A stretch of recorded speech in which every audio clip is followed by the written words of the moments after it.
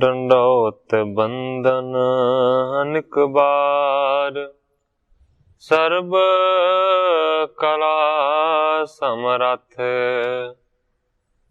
Dolan तेरा खौ प्रभु, नानक दे कर हथ।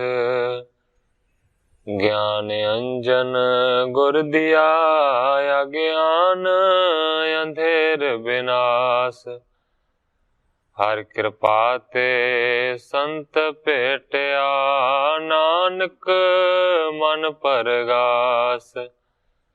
याही कुल ते प्रगट होए, ताही कुल को नाम, पुन द्वादश गुरिंद को मेरी है प्रणाम।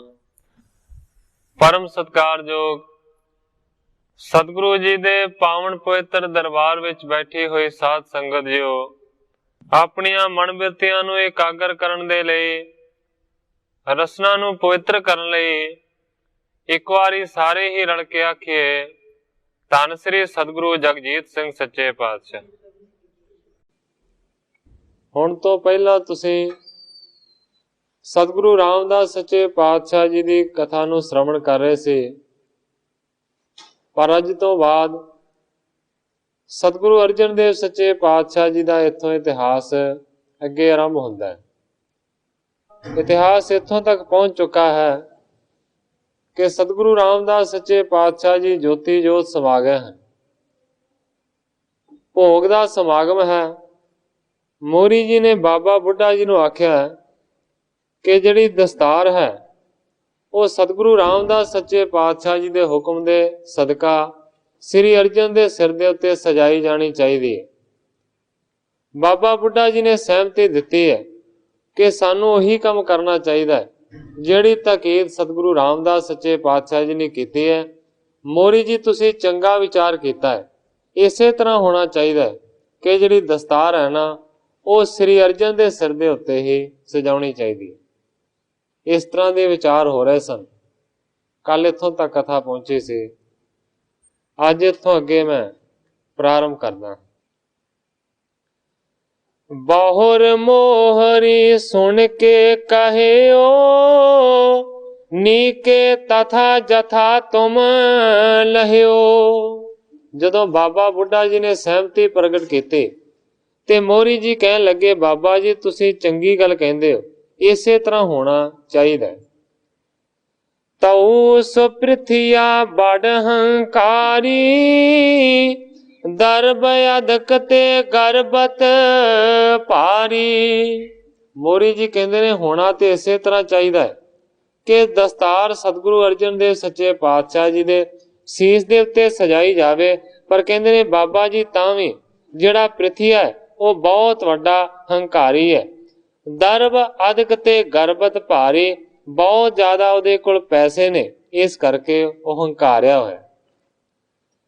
बोरो परे सब हिनके संग, कहन कठोर सुभाए कोटंग। मोरी जी कहते ने बुरा होवेगा, सारियां दे नाल वो बुरा बनेगा, क्योंकि वह जिहड़ा सुभाव है ना बड़ा बेढंगा है और वह हर एक नूं कठोर लफ्ज कहंदा है। द्वेष रचे गो संग हमारे, इही लह गो इन बेगारे। मोरी जी कहते ने बाबा बुढ़ा जी नूं कि पृथ्विया यही समझेगा कि इन्हां दोवां ने मेरे नाल विगाड़ कीता है, भाव साडे दोवां दे उत्ते ही वो दोष थपेगा। यां ते बैठो सभा लगाए, पूरब लखिए ताहे सुभाए। मोरी जी कहते ने जदों सतगुरां ने गुरियाई दिती ते तुसीं हुक्म दे द्वारा सतगुरु अर्जन देव सच्चे पातशाह जी नूं तिलक कीता ते सारे दा सारा दोष बाबा जी उसने तुहाडे सिर मढ़िया सी। इसे तरीके दे नाल वो हुण भी करेगा, सारा दोष साडे दोवां दे उत्ते ला देगा। इस करके बाबा जी सानू चाहिए कि सारियां तो पहला असीं सारी सभा नूं लगा के बह जाइए। किम बोले पारख कर लीजै, बहुरो पाग बंधाए थपीजै। ਪਹਿਲਾਂ ਪ੍ਰਿਥੀ ਚੰਦ ਦੀ ਪਰਖ ਕਰ ਲਈਏ ਤੇ ਫਿਰ ਇਸ ਤੋਂ ਬਾਅਦ ਹੀ ਸਤਿਗੁਰੂ ਅਰਜਨ ਦੇਵ ਸੱਚੇ ਪਾਤਸ਼ਾਹ ਜੀ ਦੇ ਸਿਰ ਦੇ ਉੱਤੇ ਦਸਤਾਰ ਸਜਾਈ ਜਾਏਗੀ। द्वैशी महान मृदल स्वभाऊ, पर जस ते अतिशय तप ताऊ। ਮੋਰੀ ਜੀ ਕਹਿੰਦੇ ਨੇ ਬੜਾ ਵੱਡਾ ਦ્વੈਸ਼ ਕਰਨ ਵਾਲਾ ਹੈ, ਉਹਦਾ ਰਤਾ ਵੀ ਕੋਮਲ ਸੁਭਾਅ ਨਹੀਂ ਹੈ, ਬੜਾ ਕਠੋਰ ਸੁਭਾਅ ਦਾ ਮਾਲਕ ਹੈ। ਪਰ ਜਸ ਕੇ ਤੇ ਅਤਿਸ਼ੈ ਦੁੱਖ ਪਾਈ, ਜਦੋਂ ਕਿਸੇ ਪਰਾਏ ਦਾ ਜਸ ਹੁੰਦਾ ਹੈ ਨਾ, ਉਹ ਬਹੁਤ ਹੀ ਜ਼ਿਆਦਾ ਦੁੱਖ ਮੰਨਦਾ ਹੈ। इम विचार बापी दरबार, बैठे लग बड़ सभा मजार। ग्रंथाकार भाई संतोख सिंह जी लिखते ने, मोरी जी ने और बाबा बुढ़ा जी ने दोवां ने सलाह की है ते बौली दे किनारे दे उत्ते एक बहुत वड्डा दरबार लगा दिता गया। वड्डी सभा सजाई गई जिहदे विच छोटे ते वड्डे सारे पहुंचे। श्री अर्जन पृथ्या तब आयव, महादेव तह आन थिरायव। उस वड्डी सभा दे विच सतगुरु अर्जन देव सच्चे पातशाह जी भी पहुंचे ने। इस तो इलावा महादेव भी पहुंचे और पृथ्या भी उस सभा दे विच शामिल। बृद आदक सिख जे समुदाय, सकल हकारे तह चल आए। बाबा बुढ़ा जी ते होर गुरु घर दे जिन्ने भी श्रोमणी सिख सन, ਉਹ ਸਭਾ ਦੇ ਵਿੱਚ ਸ਼ਿਰਕਤ ਕਰਨ ਦੇ ਵਾਸਤੇ ਪਹੁੰਚੇ ਨੇ। ਕਹਿਓ ਮੋਹਰੀ ਬੜ ਬਚ ਲੀਕਾ, ਚਾਹੀਏ ਸਵਣ ਲਖੈ ਤਿਹ ਨੀਕਾ। ਸਭਾ ਨੂੰ ਸੰਬੋਧਨ ਕੀਤਾ ਹੈ ਮੋਰੀ ਜੀ ਨੇ। ਮੋਰੀ ਜੀ ਕਹਿੰਦੇ ਨੇ ਕਿ ਗੁਰੂ ਕੇ ਬਚਨ ਦੀ ਲੀਕ ਸਾਰਿਆਂ ਤੋਂ ਵੱਡੀ ਹੈ। ਸਭ ਨੂੰ ਚਾਹੀਦਾ ਹੈ ਕਿ ਉਸ ਲੀਕ ਨੂੰ ਚੰਗਾ ਸਮਝੇ। अब जिम मत होवै सब ही का, उचित जान कहिए शुभ टीका। ਮੋਰੀ ਜੀ ਨੇ ਸਾਰਿਆਂ ਨੂੰ ਸੁਣਾ ਕੇ ਆਖਿਆ ਕਿ ਜੋ ਸਤਿਗੁਰਾਂ ਦਾ ਆਖਿਆ ਹੋਇਆ ਬਚਨ ਹੁੰਦਾ ਹੈ ਉਹ ਸਾਰਿਆਂ ਤੋਂ ਵੱਡਾ ਹੁੰਦਾ ਹੈ ਤੇ ਸਾਰਿਆਂ ਨੂੰ ਉਹ ਬਚਨ ਮੰਨਣਾ ਚਾਹੀਦਾ ਹੈ। ਮੋਰੀ ਜੀ ਦਾ ਕਹਿਣ ਤੋਂ ਭਾਵ ਇਹ ਹੈ ਕਿ ਜੇਕਰ ਸਤਿਗੁਰਾਂ ਨੇ ਆਪਣੀ ਗੁਰਿਆਈ ਸ੍ਰੀ ਅਰਜਨ ਜੀ ਨੂੰ ਦਿੱਤੀ ਹੈ, ਜਿਹੜੀ ਦਸਤਾਰ ਹੈ ਨਾ, ਉਹ ਵੀ ਇਹਨਾਂ ਦੇ ਸਿਰ ਦੇ ਉੱਤੇ ਸਜਾਈ ਜਾਣੀ ਚਾਹੀਦੀ ਹੈ। ਕਹਿੰਦੇ ਨੇ ਉਚਿਤ ਜਾਣ ਕਹੀਏ ਸ਼ੁਭ ਟੀਕਾ। ਹੁਣ ਤੁਸੀਂ ਸਾਰੇ ਦੇ ਸਾਰੇ ਬੈਠੇ ਹੋਏ ਹੋ, ਇਸ ਕਰਕੇ ਉਚਿਤ ਜਾਣ ਕੇ ਇਹਨਾਂ ਨੂੰ ਗੁਰਿਆਈ ਦੀ ਪੱਗ ਦੇਣੀ ਚਾਹੀਦੀ। ਸਿੱਖ ਸੇਵਕ ਸਣ ਬੰਦੀ ਸਾਰੇ, ਜਿਵੇਂ ਆਛੋ ਤਿਮ ਕਰੋ ਉਚਾਰੇ। ਮੋਰੀ ਜੀ ਕਹਿੰਦੇ ਨੇ ਕਿ ਤੁਸੀਂ ਸਾਰੇ ਸਤਿਗੁਰਾਂ ਦੇ ਸਿੱਖ ਬੈਠੇ ਹੋਏ ਹੋ, ਸਾਰੇ ਸੇਵਕ ਬੈਠੇ ਹੋਏ ਹੋ, ਇਸ ਤੋਂ ਇਲਾਵਾ ਗੁਰੂ ਦੇ ਸੰਬੰਧੀ ਬੈਠੇ ਹੋਏ ਹੋ, ਰਿਸ਼ਤੇਦਾਰ ਬੈਠੇ ਹੋਏ ਹੋ। ਮੋਰੀ ਜੀ ਕਹਿੰਦੇ ਨੇ ਜਿਵੇਂ ਚੰਗਾ ਲੱਗਦਾ ਹੈ ਉਸੇ ਤਰ੍ਹਾਂ ਕਰੋ। ਸੁਣ ਪ੍ਰਿਥੀਏ ਨਹੀਂ ਸਕਿਓ ਸਹਾਰਾ, ਖੁਣ ਸਿਓ ਮੁਖ ਤੇ ਕਰਤ ਉਚਾਰਾ। ਗ੍ਰੰਥਾਕਾਰ ਭਾਈ ਸੰਤੋਖ ਸਿੰਘ ਜੀ ਲਿਖਦੇ ਨੇ, ਅਜੇ ਸਿੱਖਾਂ ਸੇਵਕਾਂ ਨੇ ਰਿਸ਼ਤੇਦਾਰਾਂ ਨੇ ਤੇ ਕੁਝ ਕਹਿਣਾ ਹੀ ਸੀ, ਪਰ ਇਸ ਤੋਂ ਪਹਿਲਾਂ ਹੀ ਪ੍ਰਿਥੀਆ ਇਸ ਗੱਲ ਨੂੰ ਸਹਾਰ ਨਾ ਸਕਿਆ ਤੇ ਗੁੱਸੇ ਦੇ ਨਾਲ ਉਹਨੇ ਇਸ ਤਰ੍ਹਾਂ ਆਖਿਆ। ਕਹਿੰਦਾ ਸੁਮਤਵੰਤ ਤੁਮ ਕਿਉਂ ਨਾ ਵਿਚਾਰੋ, ਅਧਿਕਾਰੀ ਕੋ ਹੇਰ ਉਚਾਰੋ। ਕਹਿੰਦਾ ਕਿ ਤੁਸੀਂ ਸਾਰੇ ਦੇ ਸਾਰੇ ਸਿਆਣੇ ਹੋ, ਇਸ ਗੱਲ ਦੀ ਵਿਚਾਰ ਕਰਨ ਦੀ ਕੀ ਲੋੜ ਹੈ ਕਿ ਦਸਤਾਰ ਕਿਹਦੇ ਸਿਰ ਦੇ ਉੱਤੇ ਸਜਾਈ ਜਾਏਗੀ। ਕਹਿੰਦਾ ਹੈ ਕਿ ਅਧਿਕਾਰੀ ਦੇ ਸਿਰ ਦੇ ਉੱਤੇ ਜਿਹੜੀ ਦਸਤਾਰ ਹੈ ਨਾ, ਉਹ ਸਜਾਈ ਜਾਣੀ ਚਾਹੀਦੀ। ਕਰੇ ਕ੍ਰੋਧ ਜੇ ਪਿਤ ਕਹਿ ਦੀਨੋ, ਬੜੋ ਅਲਪ ਕਿਮ ਹੋਵੈ ਚਿਤ ਚੀਨੋ। ਪ੍ਰਿਥੀਆ ਕਹਿੰਦਾ ਹੈ ਕਿ ਫੇਰ ਕੀ ਹੋ ਗਿਆ ਜੇ ਸਤਿਗੁਰੂ ਸੱਚੇ ਪਾਤਸ਼ਾਹ ਜੀ ਮੇਰੇ ਨਾਲ ਨਾਰਾਜ਼ ਸਨ, ਉਹਨਾਂ ਨੇ ਮੈਨੂੰ ਕਹਿ ਦਿੱਤਾ ਕਿ ਪ੍ਰਿਥੀ ਚੰਦ ਮੇਰੇ ਮੱਥੇ ਨਾ ਲੱਗੀ। ਕਹਿੰਦਾ ਹੈ ਕਿ ਇਹ ਹੋ ਗਿਆ ਕਿ ਗੁਰੂ ਜੀ ਮੇਰੇ ਨਾਲ ਨਾਰਾਜ਼ ਸਨ, ਪਰ ਇਸ ਦਾ ਇਹ ਮਤਲਬ ਨਹੀਂ ਬਣਦਾ ਕਿ ਮੈਂ ਵੱਡੀ ਜਗ੍ਹਾ ਤੇ ਹਾਂ ਤੇ ਮੈਂ ਛੋਟੀ ਜਗ੍ਹਾ ਤੇ ਚਲੇ ਜਾਵਾਂ ਤੇ ਮੇਰਾ ਛੋਟਾ ਭਰਾ ਮੇਰੇ ਅਧਿਕਾਰ ਨੂੰ ਲੈ ਲਵੇ। ਪ੍ਰਿਥੀ ਚੰਦ ਕਹਿੰਦਾ ਹੈ ਕਿ ਵੱਡਿਆਂ ਨੇ ਆਖਰ ਵੱਡਾ ਹੀ ਰਹਿਣਾ ਤੇ ਛੋਟਿਆਂ ਨੇ ਆਖਰਕਾਰ ਛੋਟੇ ਰਹਿਣਾ। ਇਸ ਕਰਕੇ ਮੈਂ ਵੱਡਾ ਪੁੱਤਰ ਹਾਂ ਤੇ ਦੁਨੀਆ ਦੇ ਰਿਵਾਜ ਦੇ ਮੁਤਾਬਕ ਮੇਰੇ ਸਿਰ ਦੇ ਉੱਤੇ ਪੱਗ ਵੱਜਣੀ ਚਾਹੀਦੀ। ਜੇ ਕਰ ਤੁਮ ਮੇਰੇ ਜਾਦ ਬਿਗਾੜੋ, ਆਪਣੀ ਸੰਤਤ ਔਰ ਨਿਹਾਰੋ। ਮੋਰੀ ਜੀ ਨੂੰ ਤੇ ਬਾਬਾ ਬੁੱਢਾ ਜੀ ਨੂੰ ਦੋਵਾਂ ਨੂੰ ਪ੍ਰਿਥੀ ਚੰਦ ਕਹਿੰਦਾ ਹੈ ਕਿ ਜੇਕਰ ਤੁਸੀਂ ਇਸ ਮਰਿਆਦਾ ਨੂੰ ਵਿਗਾੜ ਦਿਓਗੇ ਤੇ ਆਪਣੀ ਸੰਤਾਨ ਦੇ ਵੱਲ ਤੁਸੀਂ ਜਰਾ ਨਿਗਾਹ ਮਾਰ ਕੇ ਦੇਖੋ। ਕਹਿੰਦਾ ਸਭ ਕੇ ਬਿਗੜ ਜਾਏ ਕੁਲ ਰੀਤ, ਹੋਏ ਸੁਛੰਦ ਚਲੇ ਵਿਪਰੀਤ। ਕਹਿੰਦਾ ਮਰਿਆਦਾ ਵਿਗੜ ਜਾਏਗੀ, ਕਿਉਂਕਿ ਅੱਜ ਤੱਕ ਐਸਾ ਕਦੇ ਨਹੀਂ ਹੋਇਆ ਕਿ ਪਿਤਾ ਦੀ ਮੌਤ ਤੋਂ ਬਾਅਦ ਵੱਡੇ ਪੁੱਤਰ ਨੂੰ ਦਸਤਾਰ ਨਾ ਸਜਾਈ ਗਈ ਹੋਵੇ। ਕਹਿੰਦਾ ਕਿ ਜੇ ਤੁਸੀਂ ਛੋਟੇ ਪੁੱਤਰ ਨੂੰ ਦਸਤਾਰ ਸਜਾਓਗੇ ਤੇ ਸਾਰੀ ਕੁਲ ਦੀ ਮਰਿਆਦਾ ਵਿਗੜ ਜਾਏਗੀ। ਤੇ ਫਿਰ ਕਹਿੰਦੇ ਨੇ ਕਿ ਆਪਣੀ ਸੰਤਾਨ ਦੇ ਵੱਲ ਦੇਖੋ, ਉਹ ਵੀ ਇਸੇ ਤਰ੍ਹਾਂ ਕਰਨਗੇ। ਮਾਨੋ ਕਿ ਆਪਣੀ ਮਰਜ਼ੀ ਦੇ ਮੁਤਾਬਕ ਉਹ ਵਿਪਰੀਤ ਹੀ ਗੱਲਾਂ ਕਰਨਗੇ, ਜਿਹੜੀਆਂ ਕਿ ਰਸਮੋ ਰਿਵਾਜ ਦੇ ਬਿਲਕੁਲ ਖਿਲਾਫ।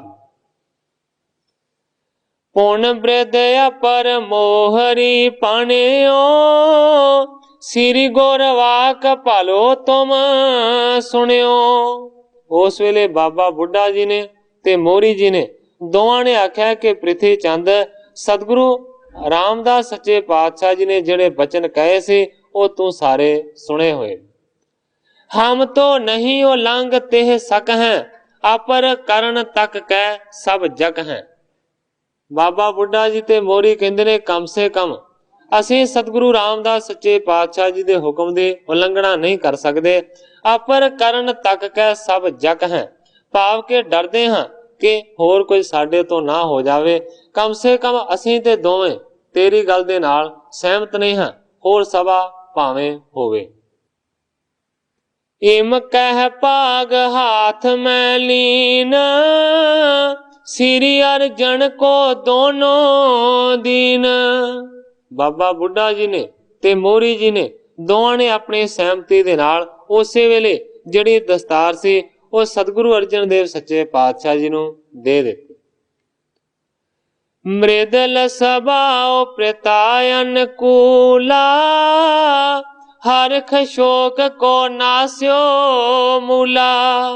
ਹੁਣ ਗ੍ਰੰਥਾਕਾਰ ਭਾਈ ਸੰਤੋਖ ਸਿੰਘ ਜੀ ਲਿਖਦੇ ਨੇ ਸਤਿਗੁਰੂ ਅਰਜਨ ਦੇਵ ਸੱਚੇ ਪਾਤਸ਼ਾਹ ਜੀ ਦਾ ਸੁਭਾਅ ਬਹੁਤ ਜ਼ਿਆਦਾ ਕੋਮਲ, ਜਿਹੜੇ ਕਿ ਜ਼ਿੰਦਗੀ ਦੇ ਵਿੱਚ ਹਮੇਸ਼ਾ ਵਾਸਤੇ ਸਤਿਗੁਰੂ ਪਿਤਾ ਦੇ ਅਨੁਕੂਲ ਰਹੇ। ਹਰਖ ਸ਼ੋਕ ਕਾ ਨਾਸਿਓ ਮੂਲਾ, ਖੁਸ਼ੀ ਤੇ ਗਮੀ ਦਾ ਜਿਹੜਾ ਮੂਲ ਹੈ ਨਾ ਉਹ ਬਿਲਕੁਲ ਸਤਿਗੁਰਾਂ ਦੇ ਅੰਦਰੋਂ ਖਤਮ ਹੈ। ਕਰਿਓ ਵਿਚਾਰ ਭਾਗ ਮੈਂ ਕਿਆ ਹੈ, ਮਿਟਤ ਨ ਕਿਮ ਜੋ ਪਿਤਾ ਕੀਆ ਹੈ।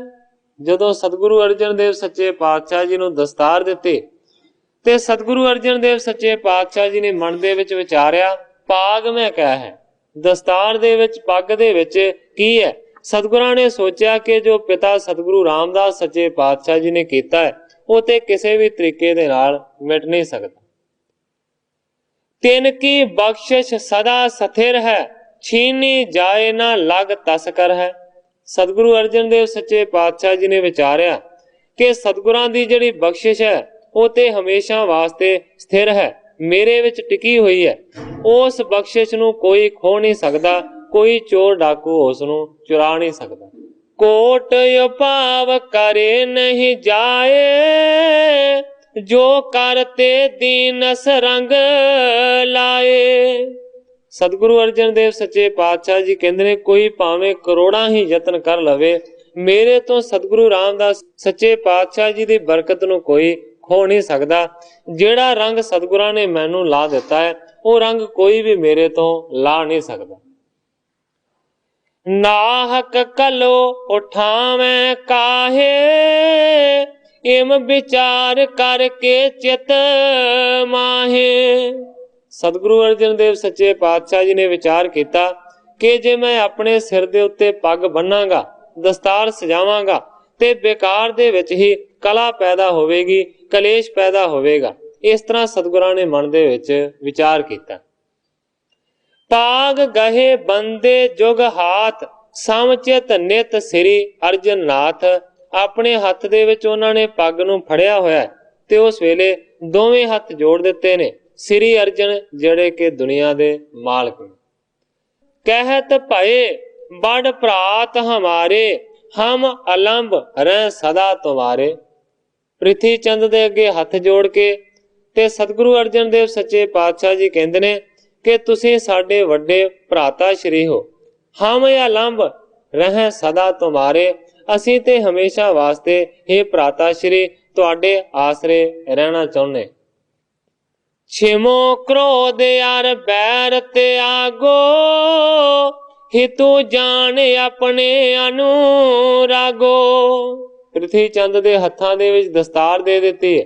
ਹੱਥ ਜੋੜ ਕੇ ਸਤਿਗੁਰਾਂ ਨੇ ਅਰਜ਼ ਕੀਤੀ ਹੈ ਕਿ ਖਿਮਾ ਕਰ ਦਿਓ ਸਾਨੂੰ, ਕ੍ਰੋਧ ਨੂੰ ਛੱਡ ਦਿਓ ਔਰ ਵੈਰ ਨੂੰ ਤਿਆਗ ਦਿਓ। ਆਪਣੇ ਪ੍ਰਿਯ ਹਿਤੂ ਜਾਣ ਕੇ ਸਾਡੇ ਨਾਲ ਤੁਸੀਂ ਪਿਆਰ ਕਰੋ। ਪਿਤ ਸੰਮਤ ਸਭ ਨੇ ਇਹ ਪਾਗ, ਮੋਕੋ ਆਵੇ ਬੰਦਾਵਣ ਲਾਗ। ਸਤਿਗੁਰੂ ਅਰਜਨ ਦੇਵ ਸੱਚੇ ਪਾਤਸ਼ਾਹ ਜੀ ਕਹਿੰਦੇ ਨੇ ਕਿ ਪਿਤਾ ਜੀ ਦੇ ਹੁਕਮ ਦੇ ਨਾਲ ਔਰ ਇਹਨਾਂ ਦੀ ਸਹਿਮਤੀ ਦੇ ਨਾਲ ਇਹ ਚਾਹੁੰਦੇ ਨੇ ਕਿ ਮੇਰੇ ਸਿਰ ਦੇ ਉੱਤੇ ਦਸਤਾਰ ਸਜਾਈ ਜਾਵੇ। ਕਹਿੰਦੇ ਨੇ ਜੇਕਰ ਆਪਣੋ ਰੋਸ ਨਿਵਾਰੋ, ਲਿਓ ਪਾਗ ਸਿਰ ਉੱਪਰ ਧਾਰੋ। ਜੇਕਰ ਪੱਗ ਬੰਨਣ ਦੇ ਨਾਲ ਹੀ ਤੁਸੀਂ ਆਪਣੇ ਗੁੱਸੇ ਨੂੰ ਛੱਡ ਸਕਦੇ ਹੋ, ਰੋਸ ਨੂੰ ਛੱਡ ਸਕਦੇ ਹੋ, ਤੇ ਸਤਿਗੁਰੂ ਅਰਜਨ ਦੇਵ ਸੱਚੇ ਪਾਤਸ਼ਾਹ ਜੀ ਕਹਿੰਦੇ ਨੇ ਮੈਂ ਨਹੀਂ ਆਪਣੇ ਸਿਰ ਦੇ ਉੱਤੇ ਪੱਗ ਬੰਨਦਾ, ਤੁਸੀਂ ਆਪਣੇ ਸਿਰ ਦੇ ਉੱਤੇ ਸਜਾ ਲਓ। ਬੈਰ ਨ ਕੀਜੈ ਬਹੁਰ ਕਦਾਈ, ਪ੍ਰਤਿਪਾਰੋ ਲਖ ਕੈ ਲਗ ਪਾਈ। ਸਤਿਗੁਰੂ ਅਰਜਨ ਦੇਵ ਸੱਚੇ ਪਾਤਸ਼ਾਹ ਜੀ ਕਹਿੰਦੇ ਨੇ ਮੈਨੂੰ ਰਤਾ ਵੀ ਗਲਾ ਨਹੀਂ, ਕੋਈ ਵੀ ਸੋਗ ਨਹੀਂ ਹੈ। ਤੁਸੀਂ ਇਹ ਪੱਗ ਨੂੰ ਆਪਣੇ ਸਿਰ ਦੇ ਉੱਤੇ ਬੰਨ ਲਓ, ਪਰ ਸਾਡੇ ਨਾਲ ਕਦੇ ਵੀ ਜ਼ਿੰਦਗੀ ਦੇ ਵਿੱਚ ਵੈਰ ਨਾ ਕਰਿਓ, ਸਗੋਂ ਸਾਨੂੰ ਛੋਟਾ ਭਰਾ ਜਾਣ ਕੇ ਸਾਡੀ ਪਾਲਣਾ ਕਰਦੇ ਰਹੇ। ਇਮ ਸੁਣ ਸਭ ਕੋ ਦੇਖਤ ਲੈ ਕੇ, ਸਿਰ ਪਰ ਪਾਗ ਬੰਦੀ ਹਰ ਖੈ ਕੇ। ਤੇ ਪ੍ਰਿਥੀ ਚੰਦ ਤੇ ਕਰਨਾ ਹੀ ਇਹੀ ਚਾਹੁੰਦਾ ਸੀ ਕਿ ਮੇਰੇ ਸਿਰ ਦੇ ਉੱਤੇ ਪੱਗ ਵੱਜ ਜਾਵੇ। ਉਸੇ ਵੇਲੇ ਪ੍ਰਿਥੀ ਚੰਦ ਨੇ ਸਤਿਗੁਰੂ ਅਰਜਨ ਦੇਵ ਸੱਚੇ ਪਾਤਸ਼ਾਹ ਜੀ ਦੀ ਦਿੱਤੀ ਹੋਈ ਦਸਤਾਰ ਨੂੰ ਆਪਣੇ ਸਿਰ ਦੇ ਉੱਤੇ ਬੜੀ ਖੁਸ਼ੀ ਦੇ ਨਾਲ ਸਾਰਿਆਂ ਦੇ ਦੇਖਦਿਆਂ ਦੇਖਦਿਆਂ ਬੰਨ ਲਿਆ। ਮਾਨਿਓ ਮਨ ਮੈਂ ਗੁਰ ਪਾਇਓ, ਨਿਜ ਅਧਿਕਾਰ ਵਿਚਾਰਤ ਲਿਓ। ਪੱਗ ਬਣ ਕੇ ਪ੍ਰਿਥੀਆ ਬੜਾ ਖੁਸ਼ ਹੋਇਆ। ਮਨ ਦੇ ਵਿੱਚ ਉਸਨੇ ਸੋਚਿਆ ਕਿ ਮੈਂ ਆਪਣੇ ਅਧਿਕਾਰ ਨੂੰ ਪ੍ਰਾਪਤ ਕਰ ਲਿਆ, ਹੁਣ ਮੈਂ ਗੁਰੂ ਬਣ ਗਿਆ ਹਾਂ। ਤੂਸ਼ਣ ਰਹੇ ਦੇਖ ਕ੍ਰਿਤ ਤਾਹੀ, ਅਰਜਨ ਗੁਰੂ ਲਖੈ ਮਨ ਮਾਹੀ। ਸਾਰਿਆਂ ਨੇ ਪ੍ਰਿਥੀ ਦੇ ਕਾਰ ਨੂੰ ਦੇਖਿਆ। ਸਤਿਗੁਰੂ ਰਾਮਦਾਸ ਸੱਚੇ ਪਾਤਸ਼ਾਹ ਜੀ ਦੇ ਵੱਲੋਂ ਜਿਹੜੀ ਦਸਤਾਰ ਹੈ ਉਹ ਪ੍ਰਿਥੀ ਨੇ ਸਜਾ ਲਈ ਹੈ, ਸਾਰਿਆਂ ਨੇ ਦੇਖਿਆ ਹੈ। ਪਰ ਸਤਿਗੁਰੂ ਅਰਜਨ ਦੇਵ ਸੱਚੇ ਪਾਤਸ਼ਾਹ ਜੀ ਨੇ ਜਿਵੇਂ ਵਿਚਾਰਿਆ ਸੀ ਕਿ ਪੱਗ ਦੇ ਵਿੱਚ ਕੀ ਹੈ, ਭਾਵੇਂ ਕਿਸੇ ਦੇ ਸਿਰ ਦੇ ਉੱਤੇ ਵੀ ਸਜਾਈ ਜਾਵੇ, ਉਹੀ ਗੱਲ ਹੋਈ ਹੈ। ਪੱਗ ਭਾਵੇਂ ਪ੍ਰਿਥੀ ਨੇ ਆਪਣੇ ਸਿਰ ਦੇ ਉੱਤੇ ਬੰਨੀ ਹੈ, ਪਰ ਸਾਰਿਆਂ ਦੇ ਮਨ ਦੇ ਵਿੱਚ ਇਹੀ ਵਿਚਾਰ ਹੈ ਅਰਜਨ ਗੁਰੂ, ਕਿ ਸਤਿਗੁਰੂ ਅਰਜਨ ਦੇਵ ਸੱਚੇ ਪਾਤਸ਼ਾਹ ਜੀ ਗੁਰੂ ਨੇ। ਪੌਣੇ ਆਪਣੇ ਆਪਣੇ ਸਭ ਥਾਨ, ਕਰ ਸਰਾਹਣ ਗੁਣਨ ਮਹਾਨ। ਇਸ ਤੋਂ ਬਾਅਦ ਸਭਾ ਦੀ ਸਮਾਪਤੀ ਹੋਈ ਹੈ। ਸਾਰੇ ਉੱਠ ਉੱਠ ਕੇ ਆਪੋ ਆਪਣੀ ਜਗ੍ਹਾ ਤੇ ਚਲੇ ਗਏ ਨੇ ਤੇ ਸਾਰੇ ਦੇ ਸਾਰੇ ਸਤਿਗੁਰੂ ਅਰਜਨ ਦੇਵ ਸੱਚੇ ਪਾਤਸ਼ਾਹ ਜੀ ਦੇ ਮਹਾਨ ਗੁਣਾਂ ਦੀ ਸ਼ਲਾਘਾ ਕਰਦੇ। ਨਿਰਹੰਕਾਰ ਸ਼ਾਂਤ ਚਿਤ ਧੀਰ, ਹਰਖ ਸ਼ੋਕ ਨਹੀਂ ਲੇਸ਼ ਗੰਭੀਰ। ਸਾਰੇ ਇੱਕ ਦੂਜੇ ਨੂੰ ਕਹਿੰਦੇ ਨੇ ਕਿ ਸਤਿਗੁਰੂ ਅਰਜਨ ਦੇਵ ਸੱਚੇ ਪਾਤਸ਼ਾਹ ਜੀ ਨਿਰਹੰਕਾਰ ਨੇ, ਇਹਨਾਂ ਦੇ ਵਿੱਚ ਹੰਕਾਰ ਨਹੀਂ ਹੈ। ਇਸ ਤੋਂ ਇਲਾਵਾ ਇਹ ਸ਼ਾਂਤੀ ਦੇ ਮਾਲਕ ਨੇ, ਚਿੱਤ ਦੇ ਵਿੱਚ ਇਹਨਾਂ ਦੇ ਧੀਰਜ ਹੈ, ਨਾ ਇਹਨਾਂ ਨੂੰ ਕੋਈ ਖੁਸ਼ੀ ਹੈ ਤੇ ਨਾ ਹੀ ਕੋਈ ਗਮੀ ਹੈ, ਐਸੇ ਗੰਭੀਰ ਨੇ। ਸਕਲ ਗੁਣਨ ਤੇ ਜਾਣਿਓ ਨੀਕਾ, ਪਿਤ ਨੇ ਪਰਖ ਕੀਨ ਤਬ ਟੀਕਾ। ਸਾਰੇ ਇਹੀ ਵਿਚਾਰਾਂ ਕਰਦੇ ਨੇ ਕਿ ਸਾਰਿਆਂ ਹੀ ਗੁਣਾਂ ਦੇ ਵਿੱਚ ਸਾਰਿਆਂ ਤੋਂ ਵੱਡੇ ਨੇ ਇਸੇ ਕਰਕੇ ਸਤਿਗੁਰੂ ਰਾਮਦਾਸ ਸੱਚੇ ਪਾਤਸ਼ਾਹ ਜੀ ਨੇ ਗੁਰਿਆਈ ਦਾ ਤਿਲਕ ਇਹਨਾਂ ਨੂੰ ਲਾਇਆ। ਅਗਲੇ ਦਿਵਸ ਸੰਗਤਾਂ ਆਈ, ਰੀਤ ਅਨੇਕ ਉਪਾਇਨ ਲਿਆਈ। ਰਾਤ ਬਤੀਤ ਹੋਈ, ਜਦੋਂ ਹੀ ਅਗਲਾ ਦਿਨ ਚੜਿਆ ਤੇ ਬਹੁਤ ਸਾਰੀਆਂ ਸਿੱਖ ਸੰਗਤਾਂ ਪਹੁੰਚੀਆਂ ਨੇ, ਅਨੇਕਾਂ ਪ੍ਰਕਾਰ ਦੀਆਂ ਭੇਟਾਂ ਨੂੰ ਲੈ ਕੇ ਆਈਆਂ ਨੇ। ਸਭ ਬਿਰਤਾਂਤ ਸੁਣ ਨਿਰਣੈ ਕੀਨ, ਸ੍ਰੀ ਅਰਜਨ ਕਉ ਸਤਿਗੁਰ ਚੀਨ। ਸਾਰੇ ਬਿਰਤਾਂਤ ਨੂੰ, ਸਾਰੀ ਕਥਾ ਨੂੰ ਸੁਣਿਆ ਹੈ ਤੇ ਸਾਰਿਆਂ ਨੇ ਇਹੀ ਨਿਰਣਾ ਕੀਤਾ ਹੈ ਕਿ ਸਤਿਗੁਰੂ ਅਰਜਨ ਦੇਵ ਸੱਚੇ ਪਾਤਸ਼ਾਹ ਜੀ ਹੀ ਗੁਰੂ ਹਨ। ਬ੍ਰਿੰਦ ਅਕੋਰਨ ਅਰਪ ਅਗਾਰੀ, ਸਭ ਸੰਗਤ ਨੇ ਬੰਧਨ ਤਾਰੀ। ਬਹੁਤ ਸਾਰੀਆਂ ਭੇਟਾਂ ਸਤਿਗੁਰੂ ਅਰਜਨ ਦੇਵ ਸੱਚੇ ਪਾਤਸ਼ਾਹ ਜੀ ਦੇ ਚਰਨਾਂ ਦੇ ਵਿੱਚ ਸੰਗਤਾਂ ਦੇ ਵੱਲੋਂ ਰੱਖੀਆਂ ਗਈਆਂ ਨੇ ਤੇ ਸਾਰਿਆਂ ਨੇ ਆਣ ਕੇ ਨਮਸਕਾਰਾਂ ਕੀਤੀਆਂ। ਮਨੋ ਕਾਮਨਾ ਪਾਵਨ ਕਰਹੀ, ਰਾਮਦਾਸ ਗੁਰੂ ਇਹੀ ਨਿਹਰਹੀ। ਸਾਰੀਆਂ ਸੰਗਤਾਂ ਸਤਿਗੁਰਾਂ ਦੇ ਚਰਨਾਂ ਦੇ ਵਿੱਚੋਂ ਮਨੋ ਕਾਮਨਾ ਪੂਰਨ ਕਰਦੀਆਂ ਨੇ ਤੇ ਸਾਰੇ ਇਹੀ ਸਮਝਦੇ ਨੇ ਕਿ ਸਤਿਗੁਰੂ ਰਾਮਦਾਸ ਸੱਚੇ ਪਾਤਸ਼ਾਹ ਜੀ ਦਾ ਸਰੂਪ ਸਤਿਗੁਰੂ ਅਰਜਨ ਦੇਵ ਸੱਚੇ ਪਾਤਸ਼ਾਹ ਜੀ ਹੀ ਹਨ। ਹੇਰ ਹਜ਼ਾਰਨ ਧਨ ਕੋ ਆਇਬ, ਜਰਿਓ ਨ ਪ੍ਰਿਥਿਆ ਜਰਿਓ ਰਸਾਇਬ। ਗ੍ਰੰਥਾਕਾਰ ਭਾਈ ਸੰਤੋਖ ਸਿੰਘ ਜੀ ਲਿਖਦੇ ਨੇ ਕਿ ਹਜ਼ਾਰਾਂ ਹੀ ਰੁਪਈਆਂ ਦਾ ਧਨ ਜਦੋਂ ਸਤਿਗੁਰੂ ਅਰਜਨ ਦੇਵ ਸੱਚੇ ਪਾਤਸ਼ਾਹ ਜੀ ਦੇ ਚਰਨਾਂ ਦੇ ਵਿੱਚ ਭੇਟਾ ਹੋਇਆ, ਜਰਿਓ ਨ ਪ੍ਰਿਥਿਆ ਜਰਿਓ ਰਸਾਇਬ। ਇਸ ਗੱਲ ਨੂੰ ਜਰ ਨਹੀਂ ਸਕਿਆ ਪ੍ਰਿਥਿਆ ਤੇ ਸੜ ਬਲ ਗਿਆ ਗੁੱਸੇ ਦੇ ਨਾਲ। ਰਹਿਓ ਭਾਵ ਕਰਤ ਬਹੁ ਤੇਰੇ, ਕੋ ਸਿੱਖ ਸੇਵਕ ਗਇਓ ਨ ਨੇਰੇ। ਬੜੇ ਯਤਨ ਕੀਤੇ, ਪ੍ਰਿਥੀ ਨੇ ਬੜੇ ਉਪਰਾਲੇ ਕੀਤੇ, ਪਰ ਕਿਸੇ ਵੀ ਤਰੀਕੇ ਦੇ ਨਾਲ ਕੋਈ ਵੀ ਸਿੱਖ ਸੇਵਕ ਪ੍ਰਿਥੀ ਦੇ ਨੇੜੇ ਨਾ ਟੁੱਕਾ। ਦਿਵਸ ਆਗਲੇ ਪੁਨ ਸਿੱਖ ਆਏ, ਦੇਖ ਪ੍ਰਥਮ ਜਿਉ ਤਿਨ ਅਰ ਪਾਏ। ਉਹ ਦਿਨ ਵੀ ਬਤੀਤ ਹੋਇਆ, ਫਿਰ ਅਗਲਾ ਜਦੋਂ ਸਵੇਰਾ ਹੋਇਆ ਤੇ ਫਿਰ ਉਸੇ ਤਰ੍ਹਾਂ ਸਿੱਖ ਸੇਵਕ ਆਏ ਨੇ ਤੇ ਪਹਿਲਾਂ ਦੀ ਤਰ੍ਹਾਂ ਸਤਿਗੁਰੂ ਅਰਜਨ ਦੇਵ ਸੱਚੇ ਪਾਤਸ਼ਾਹ ਜੀ ਦੇ ਚਰਨਾਂ ਦੇ ਵਿੱਚ ਹੀ ਉਹਨਾਂ ਨੇ ਨਮਸਕਾਰਾਂ ਕੀਤੀਆਂ ਤੇ ਭੇਟਾ ਵੀ ਸਤਿਗੁਰਾਂ ਦੇ ਚਰਨਾਂ ਦੇ ਵਿੱਚ ਹੀ ਰੱਖੀ। ਦੂਰ ਦੂਰ ਕੀ ਸੰਗਤ ਆਵੇ, ਸ੍ਰੀ ਅਰਜਨ ਕੋ ਸੀਸ ਨਿਵਾਵੇ। ਹੁਣ ਰੋਜ਼ ਦਾ ਕੰਮ ਬਣ ਗਿਆ ਕਿ ਦੂਰਾਂ ਦੂਰਾਂ ਤੋਂ ਸੰਗਤਾਂ ਆਉਂਦੀਆਂ ਨੇ ਤੇ ਸਾਰੀਆਂ ਸੰਗਤਾਂ ਸਤਿਗੁਰੂ ਅਰਜਨ ਦੇਵ ਸੱਚੇ ਪਾਤਸ਼ਾਹ ਜੀ ਦੇ ਚਰਨਾਂ ਦੇ ਵਿੱਚ ਹੀ ਸਿਰ ਨਿਵਾਉਂਦੀਆਂ।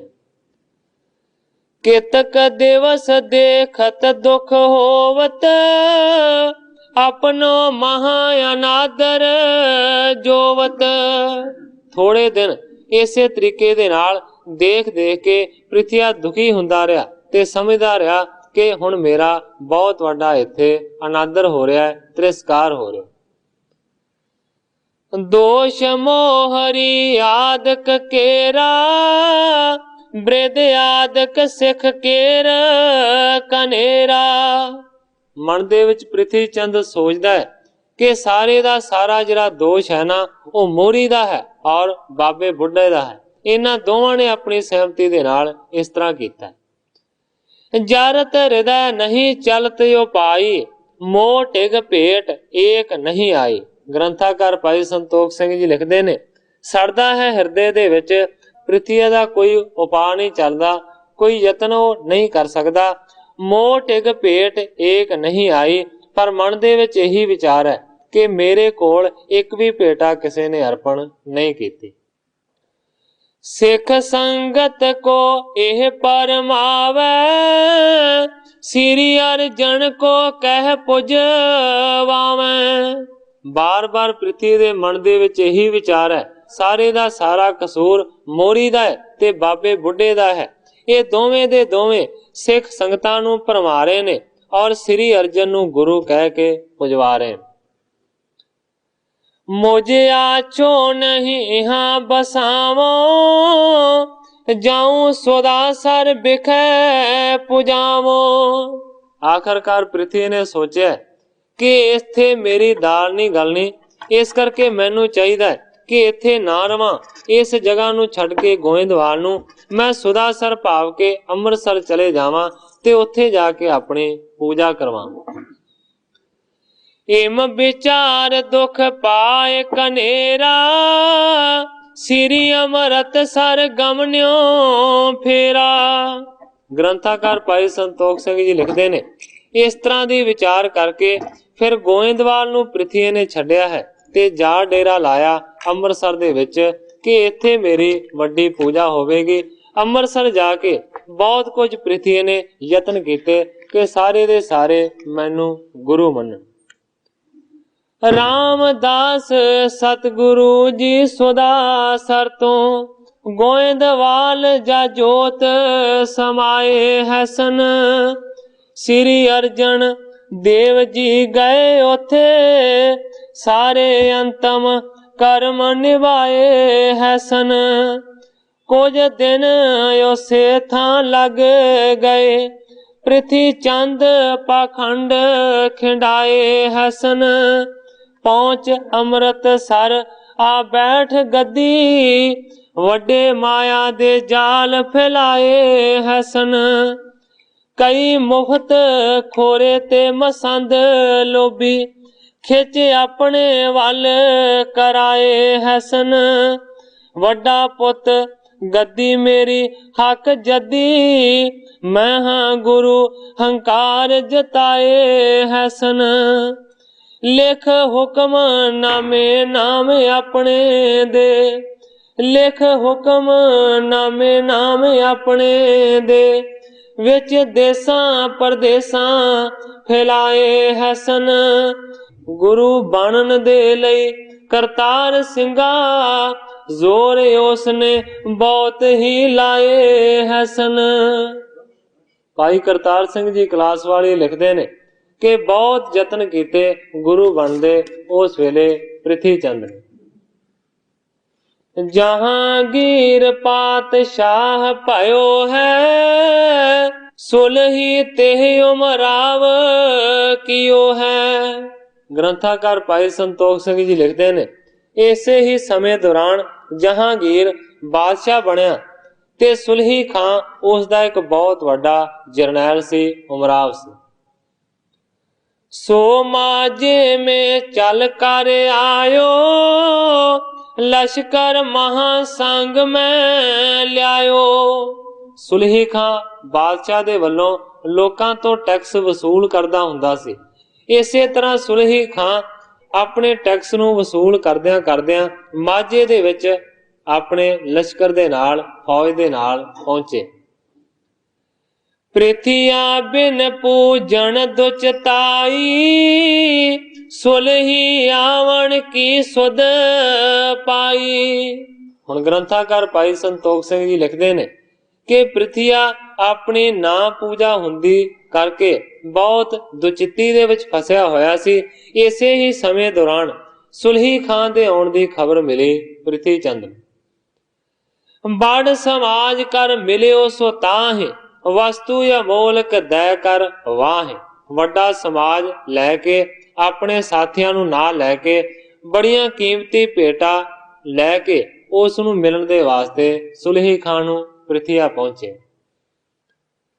श्री नानक गादी पर हम हैं सकल मुल्क के मालक तुम हैं।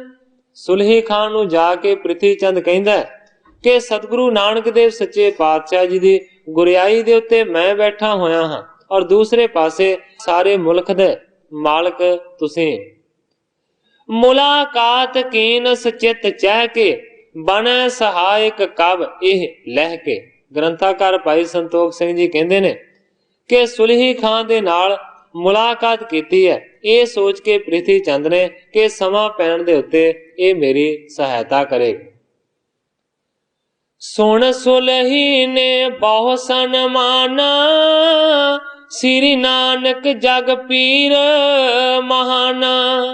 जदों पृथ्वी ने इस तरह आख्या कि मैं सतगुरु नानक देव सच्चे पातशाह जी दी गुरियाई दे उत्ते बैठा हां ਤੇ ਸਤਿਗੁਰੂ ਨਾਨਕ ਦੇਵ ਸੱਚੇ ਪਾਤਸ਼ਾਹ ਜੀ ਦਾ ਤੇ ਨਾਂ ਬਹੁਤ ਮਸ਼ਹੂਰ ਸੀ, ਸਾਰੇ ਮੁਸਲਮਾਨ ਵੀ ਜਾਣਦੇ ਸਨ। ਜਦੋਂ ਇਸ ਤਰ੍ਹਾਂ ਸੁਲਹੀ ਖਾਨ ਨੇ ਸੁਣਿਆ ਤੇ ਸੁਲਹੀ ਨੇ ਬਹੁਤ ਜ਼ਿਆਦਾ ਸਨਮਾਨ ਕੀਤਾ। ਕਹਿੰਦਾ ਸ੍ਰੀ ਨਾਨਕ ਜਗ ਪੀਰ ਮਹਾਨਾ, ਕਿ ਸਤਿਗੁਰੂ ਨਾਨਕ ਦੇਵ ਸੱਚੇ ਪਾਤਸ਼ਾਹ ਜੀ ਦੁਨੀਆ ਦੇ ਉੱਤੇ ਵੱਡੇ ਪੀਰ ਪ੍ਰਗਟ ਹੋਏ। ਨਿਜ ਮੁਰਾਦ ਹਮ ਤੁਮ ਤੇ ਪਾਵੇਂ, ਕਰ ਬੰਦਗੀ ਸੇਵ ਰਿਝਾਵੇਂ। ਸੁਲਹੀ ਖਾਂ ਕਹਿੰਦਾ ਹੈ ਪ੍ਰਿਥੀ ਨੂੰ ਕਿ ਜੇਕਰ ਤੁਸੀਂ ਸਤਿਗੁਰੂ ਨਾਨਕ ਦੇਵ ਸੱਚੇ ਪਾਤਸ਼ਾਹ ਜੀ ਦੀ ਗੁਰਿਆਈ ਦੇ ਉੱਤੇ ਸ਼ਿਸ਼ੋਭਤ ਹੋ ਤਾਂ ਬੜੀ ਚੰਗੀ ਗੱਲ ਹੈ। ਅਸੀਂ ਆਪਣੀਆਂ ਸਾਰੀਆਂ ਮੁਰਾਦਾਂ ਤੁਹਾਡੇ ਤੋਂ ਪੂਰੀਆਂ ਕਰਾਵਾਂਗੇ, ਤੁਹਾਡੇ ਅੱਗੇ ਬੰਦਗੀ ਕਰਾਂਗੇ ਔਰ ਸੇਵਾ ਦੇ ਨਾਲ ਤੁਹਾਨੂੰ ਰਿਝਾਵਾਂਗੇ, ਤੁਹਾਨੂੰ ਖੁਸ਼ ਕਰਾਂਗੇ। ਇਮ ਕਹਿਤੇ ਨ ਤੁਰੰਗ ਇਕ ਦੀਨਾ, ਰਜਤ ਸ਼ਿੰਗਾਰਤ ਸੁੰਦਰ ਜ਼ੀਨਾ।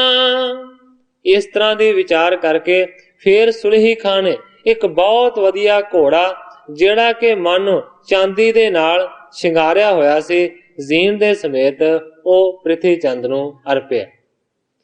ਅਪਰ ਦਰਬ ਅਰਪਿਓ ਕੁਛ ਆਗੇ, ਹਿਤ ਕਰ ਮਿਲੇ ਅੰਗ ਸੰਗ ਲਾਗੇ। ਬਹੁਤ ਸੋਹਣਾ ਘੋੜਾ ਕੀਮਤੀ ਭੇਟਾ ਦੇ ਵਜੋਂ ਪ੍ਰਿਥੀ ਚੰਦ ਨੂੰ ਸੁਲਹੀ ਖਾਨ ਨੇ ਅਰਪਣ ਕੀਤਾ। ਹੋਰ ਵੀ ਬਹੁਤ ਸਾਰੇ ਪੈਸੇ ਰੱਖ ਕੇ ਮੱਥਾ ਟੇਕਿਆ। ਇਸ ਤੋਂ ਬਾਅਦ ਹਿਤ ਕਰ ਮਿਲੇ ਅੰਗ ਸੰਗ ਲਾਗੇ, ਬੜੇ ਹਿੱਤ ਦੇ ਨਾਲ ਦੋਵੇਂ ਫਿਰ ਜੱਫੀ ਪਾ ਕੇ ਮਿਲੇ। ਪੁਨ ਪ੍ਰਿਥੀਏ ਨੇ ਕਹਿ ਮ੍ਰਿਦ ਬੋਲਾ, ਸਿਰੇ ਪਾਓ ਦੀਨਸ ਬਹੁ ਮੋਲਾ। ਹੁਣ ਸੁਲਹੀ ਖਾਨ ਨੇ ਸਤਿਗੁਰੂ ਨਾਨਕ ਦੇਵ ਸੱਚੇ ਪਾਤਸ਼ਾਹ ਜੀ ਦੀ ਜਗ੍ਹਾ ਦੇ ਉੱਤੇ ਜਾਣ ਕੇ ਬਹੁਤ ਵੱਡਾ ਪ੍ਰਿਥੀ ਚੰਦ ਦਾ ਸਨਮਾਨ ਕੀਤਾ ਸੀ। ਇਸ ਕਰਕੇ ਪ੍ਰਿਥੀ ਚੰਦ ਨੇ ਵੀ ਫਿਰ ਬਹੁਤ ਮਿੱਠੇ ਲਫ਼ਜ਼ ਬੋਲੇ ਨੇ ਤੇ ਬਹੁਤ ਕੀਮਤੀ ਸਰੋਪਾ ਦਿੱਤਾ। ਕਹਿ ਕਰ ਕੀਨ ਸਖਾਪਨ ਦੋ, ਦੇਨ ਲੈਨ ਕਰ ਹਿਤ ਮੈਂ ਸੋ। ਗ੍ਰੰਥਾਕਾਰ ਭਾਈ ਸੰਤੋਖ ਸਿੰਘ ਜੀ ਲਿਖਦੇ ਨੇ ਕਿ ਇੱਕ ਦੂਜੇ ਨੂੰ ਦੇ ਲੈ ਕੇ ਉਹਨਾਂ ਨੇ ਮਾਨੋ ਕਿ ਇੱਕ ਦੂਜੇ ਦੇ ਨਾਲ ਮਿੱਤਰਤਾ ਹੀ ਕੀਤੀ ਹੈ। ਸੁਲਹੀ ਸੰਗ ਤੁਰਕ ਜੇ ਔਰ, ਜਿਨ ਸੋ ਪਰਚ ਚਹਿਤ ਸਭ ਠੌਰ। ਸਰੋਪਾ ਦਿੱਤਾ ਹੈ ਸੁਲਹੀ ਖਾਨ ਨੂੰ ਪ੍ਰਿਥੀ ਚੰਦ ਨੇ। ਫੇਰ ਪ੍ਰਿਥੀ ਨੇ ਵਿਚਾਰਿਆ ਕਿ ਇਸ ਦੇ ਨਾਲ ਜਿਹੜੇ ਹੋਰ ਸਾਥੀ ਨੇ, ਜਿਹੜੇ ਕਿ ਸਾਰੇ ਦੇ ਸਾਰੇ ਸੁਲਹੀ ਖਾਨ ਦੇ ਨਾਲ ਨੇ, ਮੈਨੂੰ ਚਾਹੀਦਾ ਹੈ ਕਿ ਇਹਨਾਂ ਦਾ ਵੀ ਸਨਮਾਨ ਕਰਾਂ। ਹਿਤੂ ਹੁਤੇ ਤਿਨ ਕੇ ਤਿਸ ਕਾਲਾ, ਸਿਰੇ ਪਾਓ ਯਾਰ ਦਰਬ ਬਿਸਾਲਾ। ਜਿਹੜੇ ਸੁਲਹੀ ਖਾਨ ਦੇ ਹਿਤੂ ਸਨ, ਜਿਹੜੇ ਉਹਦੇ ਨਾਲ ਦੇ ਸਾਥੀ ਸਨ, ਉਹਨਾਂ ਨੂੰ ਖੁਸ਼ ਕਰਨ ਦੇ ਵਾਸਤੇ ਉਹਨਾਂ ਦੇ ਵਾਸਤੇ ਵੀ ਕੀਮਤੀ ਸਰੋਪੇ ਮੰਗਵਾਏ ਪ੍ਰਿਥੀ ਚੰਦ ਨੇ। ਦੇ ਕਰ ਪ੍ਰਿਥੀਏ ਨੇ ਅਪਨਾਏ, ਲੈ ਕਰ ਸਰਬ ਹਿਰਦੈ ਹਰ ਖਾਏ। ਸੁਲਹੀ ਖਾਨ ਦੇ ਨਾਲ ਦੇ ਜਿੰਨੇ ਵੀ ਸਾਥੀ ਸਨ, ਸਾਰਿਆਂ ਨੂੰ ਕੀਮਤੀ ਸਰੋਪੇ ਦੇ ਕੇ ਪ੍ਰਿਥੀ ਨੇ ਉਹਨਾਂ ਨੂੰ ਆਪਣੇ ਕਰ ਲਿਆ।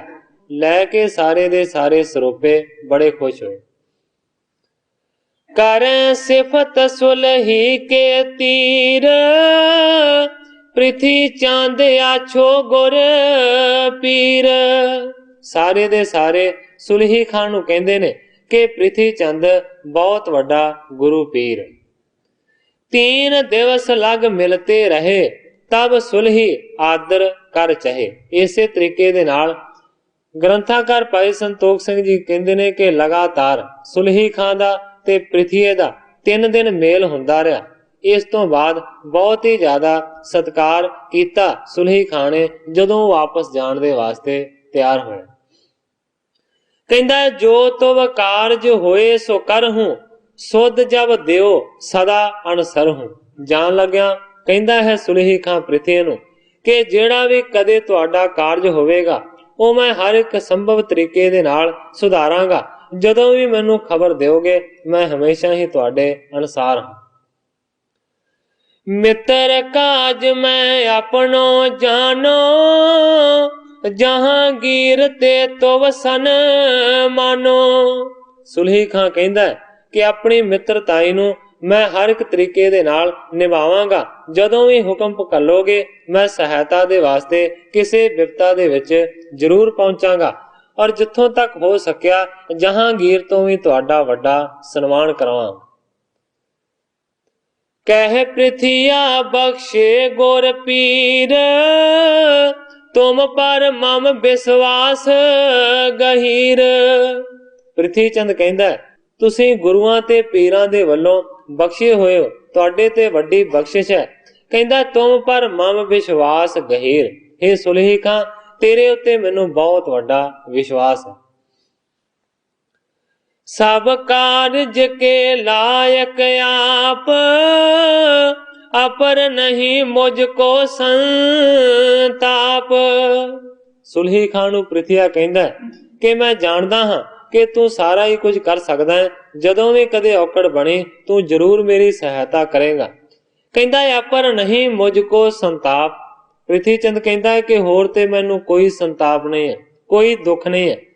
ਕਹਿੰਦਾ ਅਰਜਨ ਅਣਜ ਲੀਨ ਅਧਿਕਾਰਾ, ਅਰਪੈ ਧਨ ਸੰਗਤ ਤਿਸ ਸਾਰਾ। ਕਹਿੰਦਾ ਇੱਕੋ ਹੀ ਦੁੱਖ ਹੈ ਕਿ ਮੇਰੇ ਛੋਟੇ ਭਰਾ ਨੇ ਮੇਰੇ ਅਧਿਕਾਰ ਨੂੰ ਦਬਾ ਲਿਆ। ਜਿਹੜੀਆਂ ਭੋਲੀਆਂ ਸੰਗਤਾਂ ਨੇ ਉਸ ਨੂੰ ਗੁਰੂ ਸਮਝ ਕੇ ਉਸ ਨੂੰ ਨਮਸਕਾਰਾਂ ਕਰਦੀਆਂ। ਤੇਹ ਕੇ ਸੰਗ ਬਾਦ ਹੈ ਮੇਰਾ, ਹੋਏ ਪਰੇ ਕਬਹੂ ਵੱਡ ਚੇਰਾ। ਕਹਿੰਦਾ ਸੁਲਹੀ ਖਾਂ ਨੂੰ ਕਿ ਛੋਟੇ ਭਰਾ ਦੇ ਨਾਲ ਮੇਰਾ ਬਾਦ ਹੈ, ਮੇਰਾ ਝਗੜਾ ਹੈ, ਔਰ ਮੈਨੂੰ ਲੱਗਦਾ ਹੈ ਕਿ ਅੱਗੇ ਆਉਣ ਵਾਲੇ ਸਮੇਂ ਦੇ ਵਿੱਚ ਇਹ ਝਗੜਾ ਬਹੁਤ ਵੱਡਾ ਬਣ ਜਾਏ। ਕਹਿੰਦਾ ਤਬ ਮੈਂ ਤੁਮਰੀ ਚਾਹੂੰ ਸਹਾਏ, ਅਪਰ ਨਹੀਂ ਕੋ ਮੁਝ ਦੁੱਖ ਦਾਏ। ਕਹਿੰਦਾ ਕਿ ਜੇ ਲੋੜ ਪਈ ਤੇ ਆਉਣ ਵਾਲੇ ਸਮੇਂ ਦੇ ਵਿੱਚ ਫੇਰ ਮੈਂ ਤੇਰੀ ਸਹਾਇਤਾ ਦੀ ਮੰਗ ਕਰਾਂਗਾ, ਅਜੇ ਮੈਨੂੰ ਸਹਾਇਤਾ ਦੀ ਕੋਈ ਲੋੜ ਨਹੀਂ ਹੈ। ਕਹਿੰਦਾ ਅਪਰ ਨਹੀਂ ਕੋ ਮੁਝ ਦੁੱਖ ਦਾਏ, ਬਸ ਮੇਰਾ ਛੋਟਾ ਭਰਾ ਹੀ ਮੇਰੇ ਦੁੱਖਾਂ ਦਾ ਕਾਰਨ ਹੈ, ਹੋਰ ਮੇਰੇ ਵਾਸਤੇ ਕੋਈ ਦੁਖਦਾਈ ਗੱਲ ਨਹੀਂ। ਸੁਲਹੀ ਕਹਿਓ ਨ ਚਿੰਤ ਰਹੀ ਜੈ, ਜਿਮ ਤੁਮ ਚਾਹੋ ਤਥਾ ਕਹਿ ਦੀਜੈ। ਸੁਲਹੀ ਖਾਂ ਕਹਿੰਦਾ ਪ੍ਰਿਥੀ ਚੰਦ ਨੂੰ ਕਿ ਤੁਸੀਂ ਬਿਲਕੁਲ ਨਿਸ਼ਚਿੰਤ ਹੋ ਜਾਓ, ਜਦੋਂ ਆਖੋਗੇ ਜਿਵੇਂ ਆਖੋਗੇ ਉਸੇ ਤਰ੍ਹਾਂ ਹੀ ਕਰ ਦਿਆਂਗੇ। ਪਰ ਕਾਜ ਕੁਛ ਤੇਰੋ ਆਏ, ਸਰਬ ਸਵਾਰੋਂ ਮੈਂ ਬਲ ਲਾਏ। ਸੁਲਹੀ ਖਾਂ ਨੇ ਆਸ਼ਵਾਸਨ ਦਵਾਇਆ, ਭਰੋਸਾ ਦਵਾਇਆ, ਜਦੋਂ ਵੀ ਤੇਰਾ ਕੋਈ ਕੰਮ ਵਿਗੜੇਗਾ ਮੈਂ ਉਸ ਨੂੰ ਆ ਕੇ ਸਵਾਰ ਦਿਆਂਗਾ। ਹਰ ਇੱਕ ਤਰੀਕੇ ਦੇ ਨਾਲ ਮੈਂ ਆਪਣੀ ਤਾਕਤ ਦੇ ਨਾਲ ਤੇਰੇ ਕੰਮ ਨੂੰ ਸਿਰੇ ਚਾੜਾਂਗਾ। ਇਮ ਆਪਸ ਮੈਂ ਕਹਿ ਸੁਣ ਕਰਕੇ, ਸੁਲਹੀ ਬੇਦਾ ਭਾਇਓ ਤਬ ਚਰਕੇ। ਗ੍ਰੰਥਾਕਾਰ ਭਾਈ ਸੰਤੋਖ ਸਿੰਘ ਜੀ ਲਿਖਦੇ ਨੇ ਕਿ ਇਸ ਤਰੀਕੇ ਦੇ ਨਾਲ ਇੱਕ ਦੂਜੇ ਦੇ ਨਾਲ ਦੋਵਾਂ ਨੇ ਗੱਲਾਂ ਕੀਤੀਆਂ ਨੇ ਤੇ ਫਿਰ ਸੁਲਹੀ ਖਾਂ ਵਿਦਾਇਗੀ ਲੈ ਕੇ ਘੋੜੇ ਤੇ ਚੜ ਕੇ ਉੱਥੋਂ ਚਲਾ ਗਿਆ। ਬਹੁ ਧਨ ਖਰਚ ਤੁਰਕ ਅਪਨਾਇਓ, ਨਹੀਂ ਮੋ ਸਮ ਕੋ ਔਰ ਗਰਵਾਇਓ। ਗ੍ਰੰਥਾਕਾਰ ਭਾਈ ਸੰਤੋਖ ਸਿੰਘ ਜੀ ਲਿਖਦੇ ਨੇ ਕਿ ਬਹੁਤਾ ਸਾਰਾ ਧਨ ਖਰਚ ਕਰਕੇ ਪ੍ਰਿਥੀ ਚੰਦ ਨੇ ਉਸ ਤੁਰਕ ਨੂੰ ਅਪਣਾਇਆ ਹੈ। ਨਹੀਂ ਮੋ ਸਮ ਕੋ ਔਰ ਗਰਵਾਇਓ, ਤੇ ਉਸ ਤੁਰਕ ਨੂੰ ਅਪਣਾ ਕੇ ਮਨ ਦੇ ਵਿੱਚ ਪ੍ਰਿਥੀ ਚੰਦ ਇਹ ਸਮਝਦਾ ਹੈ ਕਿ ਹੁਣ ਮੇਰੇ ਸਮਾਨ ਕੋਈ ਨਹੀਂ। ਇਸ ਜਗ੍ਹਾ ਦੇ ਉੱਤੇ ਗ੍ਰੰਥਾਕਾਰ ਜੀ ਆਪਣੇ ਇਸ ਅਧਿਆਇ ਨੂੰ ਸਮਾਪਤ ਕਰਕੇ ਨਵੇਂ ਅਧਿਆਇ ਦਾ ਪ੍ਰਾਰੰਭ ਕਰਦੇ। ਸ੍ਰੀ ਅਰਜਨ ਗੁਰ ਤਾਲਾਏ, ਹੋਈ ਸ਼ਕਤ ਵਿਸਾਲ, ਨੌ ਨਿਧ ਰਿੱਧ ਸਿੱਧ, ਅਸ਼ਟ ਦਸ ਆਗੇ ਸਭ ਕਾਲ। ਗ੍ਰੰਥਾਕਾਰ ਭਾਈ ਸੰਤੋਖ ਸਿੰਘ ਜੀ ਲਿਖਦੇ ਨੇ ਕਿ ਸਤਿਗੁਰੂ ਅਰਜਨ ਦੇਵ ਸੱਚੇ ਪਾਤਸ਼ਾਹ ਜੀ ਨੇ ਜਦੋਂ ਦਾ ਗੁਰਿਆਈ ਨੂੰ ਪ੍ਰਾਪਤ ਕੀਤਾ ਹੈ, ਬਹੁਤ ਵੱਡੀਆਂ ਸ਼ਕਤੀਆਂ ਉਹਨਾਂ ਦੇ ਵਿੱਚ ਆ ਗਈਆਂ ਨੇ। 9 ਨਿਧੀਆਂ ਤੇ 18 ਸਿੱਧੀਆਂ ਮਾਨੋ ਕਿ ਹਰ ਵੇਲੇ ਹਾਜ਼ਰ ਰਹਿੰਦੀਆਂ। तीन लोक में आस नहीं कोई, चाहे सो करें हटावे जोई। ग्रंथाकार भाई संतोख सिंह जी लिखते ने कि तिन्ना ही लोकां दे विच कोई भी ऐसा नहीं है कि जेड़ा सतगुरु अर्जन देव सच्चे पातशाह जी दी कीती हुई कार नूं हटा दे। इंद्र समेत देवता सारे रहें सदा आयस अनसारे। कवि जी लिखते हैं कि इंद्र देवते दे समेत ਸਾਰੇ ਦੇ ਸਾਰੇ ਜਿੰਨੇ ਵੀ ਦੇਵਤੇ ਨੇ ਉਹ ਸਤਿਗੁਰੂ ਅਰਜਨ ਦੇਵ ਸੱਚੇ ਪਾਤਸ਼ਾਹ ਜੀ ਦੇ ਅਨੁਸਾਰ ਹੋ ਕੇ ਚੱਲਦੇ ਨੇ, ਕਿਉਂਕਿ ਮੰਨਿਆ ਜਾਂਦਾ ਹੈ ਸਾਰਿਆਂ ਦੇਵਤਿਆਂ ਦਾ ਰਾਜਾ ਇੰਦਰ। ਜਿਸ ਕੋ ਚਹਿ ਨਰਕ ਮੈਂ ਪਾਵੈ, ਨਰਕ ਬਿਖੇ ਤੇ ਸੁਰਗ ਪਚਾਵੈ। ਕਵੀ ਜੀ ਲਿਖਦੇ ਨੇ ਕਿ ਸਤਿਗੁਰੂ ਅਰਜਨ ਦੇਵ ਸੱਚੇ ਪਾਤਸ਼ਾਹ ਜੀ ਐਸੇ ਸਮਰੱਥ ਨੇ ਕਿ ਜਿਹਨੂੰ ਵੀ ਚਾਹਣ ਨਰਕਾਂ ਦੇ ਵਿੱਚ ਸੁੱਟ ਸਕਦੇ ਨੇ, ਤੇ ਜਿਹਨੂੰ ਵੀ ਚਾਹਣ ਨਰਕਾਂ ਦੇ ਵਿੱਚੋਂ ਉਹਨੂੰ ਸਵਰਗ ਦੇ ਵਿੱਚ ਵੀ ਪਹੁੰਚਾ ਸਕਦੇ ਨੇ। ਮਹਾਰਾਜ ਪਦ ਬਖਸ਼ੈ ਰੰਕ, ਰੰਕ ਕਰੈ ਰਾਜਾ ਭੂ ਭੰਕ। ਗ੍ਰੰਥਾਕਾਰ ਭਾਈ ਸੰਤੋਖ ਸਿੰਘ ਜੀ ਕਹਿੰਦੇ ਨੇ ਕਿ ਸਤਿਗੁਰੂ ਅਰਜਨ ਦੇਵ ਸੱਚੇ ਪਾਤਸ਼ਾਹ ਜੀ ਮਹਾਰਾਜ ਐਸੇ ਨੇ, ਜੇਕਰ ਚਾਹਣ ਤੇ ਕਿਸੇ ਕੰਗਾਲ ਨੂੰ ਰਾਜ ਬਖਸ਼ ਸਕਦੇ ਨੇ, ਤੇ ਜੇਕਰ ਉਹ ਚਾਹਣ ਤੇ ਕਹਿੰਦੇ ਨੇ ਰਾਜੇ ਨੂੰ ਕੰਗਾਲ ਬਣਾ ਸਕਦੇ। ਕਰੈ ਬਚਨ ਜੀਵਤ ਕੋ ਮਾਰੈ, ਮਰਤੇ ਕੋ ਤਤਕਾਲ ਉਭਾਰੈ।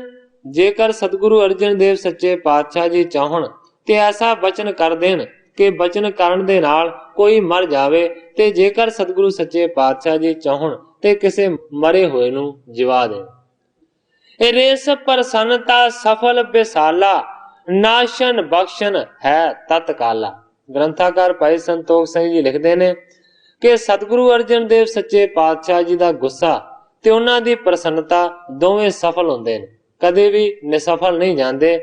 ਨਾਸ਼ਨ ਬਖਸ਼ਨ ਹੈ ਤਤਕਾਲਾ, ਕਿਸੇ ਦਾ ਨਾਸ਼ ਕਰ ਦੇਣਾ ਤੇ ਕਿਸੇ ਨੂੰ ਬਖਸ਼ ਦੇਣਾ ਇਹ ਤਤਕਾਲ ਹੋ ਜਾਂਦਾ।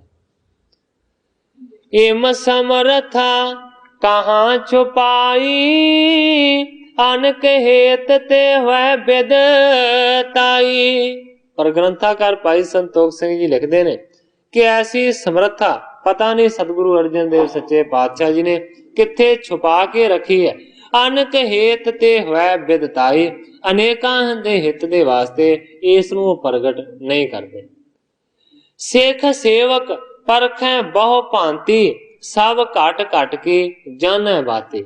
ਗ੍ਰੰਥਾਕਾਰ ਭਾਈ ਸੰਤੋਖ ਸਿੰਘ ਜੀ ਲਿਖਦੇ ਨੇ ਕਿ ਜਿੰਨੇ ਵੀ ਸਤਿਗੁਰਾਂ ਦੇ ਸਿੱਖ ਸੇਵਕ ਨੇ ਉਹ ਚੰਗੇ ਤਰੀਕੇ ਦੇ ਨਾਲ ਸਤਿਗੁਰੂ ਅਰਜਨ ਦੇਵ ਸੱਚੇ ਪਾਤਸ਼ਾਹ ਜੀ ਦੀਆਂ ਸ਼ਕਤੀਆਂ ਤੋਂ ਜਾਣੂ ਨੇ, ਜਾਣਦੇ ਨੇ ਕਿ ਸਤਿਗੁਰੂ ਅਰਜਨ ਦੇਵ ਸੱਚੇ ਪਾਤਸ਼ਾਹ ਜੀ ਘਟ ਘਟ ਦੀ ਜਾਣਨ ਵਾਲੇ ਨੇ। ਕਿਉਂਕਿ ਕਿਸੇ ਵੀ ਸ਼ਕਤੀ ਨੂੰ ਵਰਤਣਾ ਇਹ ਕੋਈ ਔਖੀ ਗੱਲ ਨਹੀਂ, ਪਰ ਸ਼ਕਤੀਆਂ ਨੂੰ ਜਰ ਕੇ ਰੱਖਣਾ ਇਹ ਸਾਰਿਆਂ ਤੋਂ ਵੱਡੀ ਗੱਲ। ਮੈਨੂੰ ਇੱਕ ਛੋਟੀ ਜੀ ਘਟਨਾ ਯਾਦ ਆ ਗਈ। ਕੋਈ ਦੋ ਪ੍ਰੇਮੀ ਇੱਕ ਦੂਜੇ ਦੇ ਨਾਲ ਗੱਲਾਂ ਬਾਤਾਂ ਕਰ ਰਹੇ ਸਨ। ਇੱਕ ਨੇ ਆਖਿਆ ਕਿ ਮੇਰੇ ਗੁਰੂ ਦੇ ਵਿੱਚ ਇੰਨੀ ਸ਼ਕਤੀ ਹੈ, ਇੰਨੀ ਸਮਰੱਥਾ ਹੈ ਕਿ ਮੈਨੂੰ ਉਹਨਾਂ ਨੇ ਆਖਿਆ ਕਿ ਇਸ ਨਦੀ ਤੋਂ ਦੂਸਰੇ ਪਾਸੇ ਖੜਾ ਹੋ ਜਾ ਤੇ ਸਾਹਮਣੇ ਇਸ ਤਰ੍ਹਾਂ ਕੋਰਾ ਕਾਗਜ਼ ਕਰ ਦੇ, ਮੈਂ ਇੱਥੋਂ ਆਪਣੇ ਹੱਥ ਦੇ ਨਾਲ ਕਲਮ ਦੇ ਨਾਲ ਲਿਖਾਂਗਾ, ਉਹ ਤੇਰੇ ਹੱਥ ਦੇ ਵਿੱਚ ਜਿਹੜਾ ਕਾਗਜ਼ ਹੋਵੇਗਾ ਨਾ ਉਹਦੇ ਤੇ ਅੱਖਰ ਲਿਖੇ ਜਾਣਗੇ। ਦੂਸਰੇ ਨੂੰ ਦੱਸ ਰਿਹਾ, ਕਹਿੰਦਾ ਇਸੇ ਤਰ੍ਹਾਂ ਹੋਇਆ, ਮੈਂ ਆਪਣੇ ਗੁਰੂ ਦੇ ਹੁਕਮ ਦੇ ਅਨੁਸਾਰ ਨਦੀ ਤੋਂ ਪਾਰਲੇ ਪਾਸੇ ਗਿਆ, ਇੱਕ ਕੋਰੇ ਕਾਗਜ਼ ਨੂੰ ਮੈਂ ਸਾਹਮਣੇ ਕੀਤਾ ਤੇ ਮੇਰੇ ਗੁਰੂ ਨੇ ਦੂਸਰੇ ਪਾਸਿਓਂ ਆਪਣੀ ਕਲਮ ਦੇ ਨਾਲ ਅੱਖਰ ਲਿਖੇ, ਤੇ ਮੈਂ ਵਾਕਿਆ ਦੇਖਦਾ ਹਾਂ ਕਿ ਉਸ ਕਾਗਜ਼ ਦੇ ਉੱਤੇ ਅੱਖਰ ਲਿਖੇ ਗਏ। ਮੇਰੇ ਗੁਰੂ ਦੇ ਵਿੱਚ ਇੰਨੀ ਕਰਾਮਾਤ ਹੈ। ਦੂਸਰੇ ਨੂੰ ਕਹਿਣ ਲੱਗਾ ਕਿ ਤੇਰੇ ਗੁਰੂ ਵਿੱਚ ਕਿੰਨੀ ਕੁ ਕਰਾਮਾਤ ਹੈ। ਕਹਿੰਦਾ ਹੈ ਕਿ ਮੇਰੇ ਗੁਰੂ ਦੇ ਵਿੱਚ ਇੰਨੀ ਕਰਾਮਾਤ ਹੈ ਕਿ ਜੇਕਰ ਤੇਰੇ ਵਾਂਗ ਉਹ ਮੈਨੂੰ ਕਹਿਣ ਕਿ ਉੱਥੇ ਚਲੇ ਜਾ ਤੇ ਮੈਂ ਵੀ ਉੱਥੇ ਚਲੇ ਜਾਵਾਂਗਾ, ਜੇਕਰ ਕਹਿਣ ਕਿ ਮੈਂ ਇਸੇ ਤਰ੍ਹਾਂ ਅੱਖਰ ਲਿਖਾਂਗਾ ਤੇ ਲਿਖੇ ਜਾਣਗੇ। ਪਰ ਕਹਿੰਦਾ ਹੈ ਕਿ ਕਦੇ ਮੇਰੇ ਗੁਰੂ ਨੇ ਇਸ ਤਰ੍ਹਾਂ ਕੀਤਾ ਹੀ ਨਹੀਂ। ਇਹ ਸਾਰਿਆਂ ਤੋਂ ਵੱਡੀ ਗੱਲ ਹੈ। ਉਸ ਸੇਵਕ ਨੇ ਆਖਿਆ ਕਿ ਮੇਰਾ ਗੁਰੂ ਕਰਤੇ ਸਾਰਾ ਕੁਝ ਸਕਦਾ ਹੈ, ਪਰ ਅੱਜ ਤੱਕ ਕਦੇ ਉਸਨੇ ਕੀਤਾ ਨਹੀਂ। ਦੂਸਰੇ ਨੇ ਕੀਤਾ। ਮੇਰਾ ਸਿਰਫ ਸਾਰੀ ਗੱਲ ਕਹਿਣ ਤੋਂ ਭਾਵ ਸੀ ਕਿ ਗ੍ਰੰਥਾਕਾਰ ਭਾਈ ਸੰਤੋਖ ਸਿੰਘ ਜੀ ਲਿਖਦੇ ਨੇ ਕਿ ਜਿਹਨੂੰ ਚਾਹਣ ਮਾਰ ਸਕਦੇ ਨੇ, ਜਿਹਨੂੰ ਚਾਹਣ ਜਵਾ ਸਕਦੇ ਨੇ, ਸਾਰੇ ਦੇਵਤੇ ਅਨੁਸਾਰ ਨੇ, ਰਿੱਧੀਆਂ ਸਿੱਧੀਆਂ ਅਨੁਸਾਰ ਨੇ, ਜੋ ਚਾਹਣ ਦੁਨੀਆ ਦੇ ਉੱਤੇ ਕਰ ਸਕਦੇ ਨੇ, ਪਰ ਕੀਤਾ ਨਹੀਂ ਸਤਿਗੁਰੂ ਅਰਜਨ ਨੇ। ਤੁਸੀਂ ਸਾਰੇ ਜਾਣਦੇ ਹੋ ਇਤਿਹਾਸ ਨੂੰ ਕਿ ਕਿੰਨੇ ਦੁੱਖ ਚੱਲੇ, ਸ਼ਹੀਦ ਹੋ ਗਏ, ਪਰ ਸ਼ਕਤੀਆਂ ਨੂੰ ਜਰ ਕੇ ਰੱਖਿਆ, ਵਰਤੋਂ ਨਹੀਂ ਕੀਤੀ। ਮੇਰਾ ਸਿਰਫ ਕਹਿਣ ਤੋਂ ਭਾਵ ਇਹ ਹੈ ਕਿ ਸਿੱਖ ਸੇਵਕ ਸਾਰੇ ਜਾਣਦੇ ਨੇ ਕਿ ਸਤਿਗੁਰੂ ਅਰਜਨ ਦੇਵ ਸੱਚੇ ਪਾਤਸ਼ਾਹ ਜੀ ਕਿੰਨੇ ਸਮਰੱਥ ਨੇ, ਪਰ ਕਵੀ ਜੀ ਲਿਖਦੇ ਨੇ ਪਤਾ ਨਹੀਂ ਐਸੀਆਂ ਸ਼ਕਤੀਆਂ ਨੂੰ ਕਿੱਥੇ ਦੱਬ ਕੇ ਰੱਖਿਆ ਹੈ ਗੁਰੂ ਅਰਜਨ। ਅਜਮਤ ਜੁਤ ਸਿੱਖ ਕੇਤ ਕਹਿ, ਗੁਰੂ ਸਰੂਪ ਹਿਰਦੈ ਸਭ ਲਹੈ। ਸਤਿਗੁਰਾਂ ਦੇ ਜਿਹੜੇ ਸਿੱਖ ਨੇ ਉਹਨਾਂ ਦੇ ਵਿੱਚ ਹੀ ਬੜੀਆਂ ਕਰਾਮਾਤਾਂ ਨੇ। ਗੁਰੂ ਸਰੂਪ ਹਿਰਦੈ ਸਭ ਲਹੈ, ਗੁਰੂ ਦੇ ਸਰੂਪ ਨੂੰ ਉਹਨਾਂ ਨੇ ਹਿਰਦੇ ਦੇ ਵਿੱਚ ਧਾਰਨ ਕੀਤਾ। ਕਰੈ ਬੰਦਨਾ ਸੇਵੈ ਪਾਸ, ਖਰੇ ਹੋਏ ਬੋਲੇ ਅਰਦਾਸ। ਸਾਰੇ ਦੇ ਸਾਰੇ ਸਤਿਗੁਰੂ ਸੱਚੇ ਪਾਤਸ਼ਾਹ ਜੀ ਦੇ ਚਰਨਾਂ ਦੇ ਵਿੱਚ ਨਮਸਕਾਰਾਂ ਕਰਦੇ ਨੇ, ਖੜੇ ਹੋ ਕੇ ਅਰਦਾਸਾਂ ਕਰਦੇ ਨੇ, ਅਰਜ਼ਾਂ ਕਰਦੇ ਨੇ। ਰਾਮਦਾਸ ਗੁਰੂ ਸੁਣੈ ਚਲਾਨਾ, ਸੰਗਤ ਆਏ ਭੇਟ ਲੈ ਨਾਨਾ। ਹੁਣ ਗ੍ਰੰਥਾਕਾਰ ਭਾਈ ਸੰਤੋਖ ਸਿੰਘ ਜੀ ਲਿਖਦੇ ਨੇ, ਦੂਰਾਂ ਤੇ ਜਿਹੜੀਆਂ ਸੰਗਤਾਂ ਰਹਿੰਦੀਆਂ ਨੇ, ਜਦੋਂ ਉਹਨਾਂ ਨੂੰ ਪਤਾ ਲੱਗਾ ਕਿ ਸਤਿਗੁਰੂ ਰਾਮਦਾਸ ਸੱਚੇ ਪਾਤਸ਼ਾਹ ਜੀ ਜੋਤੀ ਜੋਤ ਸਮਾ ਗਏ ਨੇ, ਫਿਰ ਦੂਰਾਂ ਦੂਰਾਂ ਦੀਆਂ ਸੰਗਤਾਂ ਵੀ ਭੇਟਾ ਲੈ ਕੇ ਪਹੁੰਚੇ। ਦਰਸ਼ਨ ਕਰੇ ਭਾਵਨਾ ਪਾਵੈ, ਗੁਣ ਗਨ ਗਾਵਤ ਸਦਨ ਸਿਧਾਵੈ। ਆਣ ਕੇ ਸੰਗਤਾਂ ਸਤਿਗੁਰੂ ਅਰਜਨ ਦੇਵ ਸੱਚੇ ਪਾਤਸ਼ਾਹ ਜੀ ਦੇ ਦਰਸ਼ਨ ਕਰਦੀਆਂ ਨੇ, ਚਰਨਾਂ ਦੇ ਵਿੱਚ ਭੇਟਾ ਰੱਖਦੀਆਂ ਨੇ ਤੇ ਗੁਣਾਂ ਦਾ ਗਾਣ ਕਰਦੀਆਂ ਹੋਈਆਂ ਮੁੜ ਜਾਂਦੀਆਂ। ਦੇਸ਼ ਬਦੇਸ਼ਣ ਭੇ ਬਖਿਆਤ, ਗਾਦੀ ਪਰ ਬੈਠੇ ਲਗ ਤਾਤ। ਕਵੀ ਜੀ ਲਿਖਦੇ ਨੇ ਕਿ ਦੇਸ਼ਾਂ ਵਿਦੇਸ਼ਾਂ ਦੇ ਵਿੱਚ ਇਹ ਗੱਲ ਪ੍ਰਗਟ ਹੋ ਗਈ ਹੈ ਕਿ ਸਤਿਗੁਰੂ ਰਾਮਦਾਸ ਸੱਚੇ ਪਾਤਸ਼ਾਹ ਜੀ ਦੀ ਗੁਰਿਆਈ ਦੇ ਉੱਤੇ ਉਹਨਾਂ ਦਾ ਛੋਟਾ ਪੁੱਤਰ ਬੈਠਾ ਹੈ। ਸ੍ਰੀ ਨਾਨਕ ਕੀ ਜੋਤ ਬਿਲੰਦ, ਮਹਿਦ ਬਿਰਾਜਤ ਅਰਜਨ ਚੰਦ। ਸਤਿਗੁਰੂ ਨਾਨਕ ਦੇਵ ਸੱਚੇ ਪਾਤਸ਼ਾਹ ਜੀ ਦੀ ਵੱਡੀ ਜੋਤ ਜਿਹੜੀ ਮਹਿਦ ਹੈ ਉਹ ਬਿਰਾਜ ਰਹੀ ਹੈ ਸਤਿਗੁਰੂ ਅਰਜਨ ਦੇਵ ਸੱਚੇ ਪਾਤਸ਼ਾਹ ਜੀ ਦੇ ਵਿੱਚ। ਸ੍ਰੀ ਅੰਮ੍ਰਿਤਸਰ ਪ੍ਰਿਥਿਆ ਰਹਿਓ, ਮੈਂ ਗੁਰ ਬਾਣਿਓ ਬਹੁਤ ਹੀ ਕਹਿਓ। ਹੁਣ ਗ੍ਰੰਥਾਕਾਰ ਭਾਈ ਸੰਤੋਖ ਸਿੰਘ ਜੀ ਲਿਖਦੇ ਨੇ ਕਿ ਦੂਸਰੇ ਪਾਸੇ ਅੰਮ੍ਰਿਤਸਰ ਦੇ ਵਿੱਚ ਪ੍ਰਿਥਿਆ ਬੈਠਿਆ ਹੋਇਆ, ਮੈਂ ਗੁਰ ਬਣਿਓ ਬਹੁਤ ਹੀ ਕਹਿਓ। ਬਹੁਤਿਆਂ ਸਾਰਿਆਂ ਨੂੰ ਕਹਿੰਦਾ ਕਿ ਮੈਂ ਹੀ ਗੁਰੂ ਬਣਿਆ।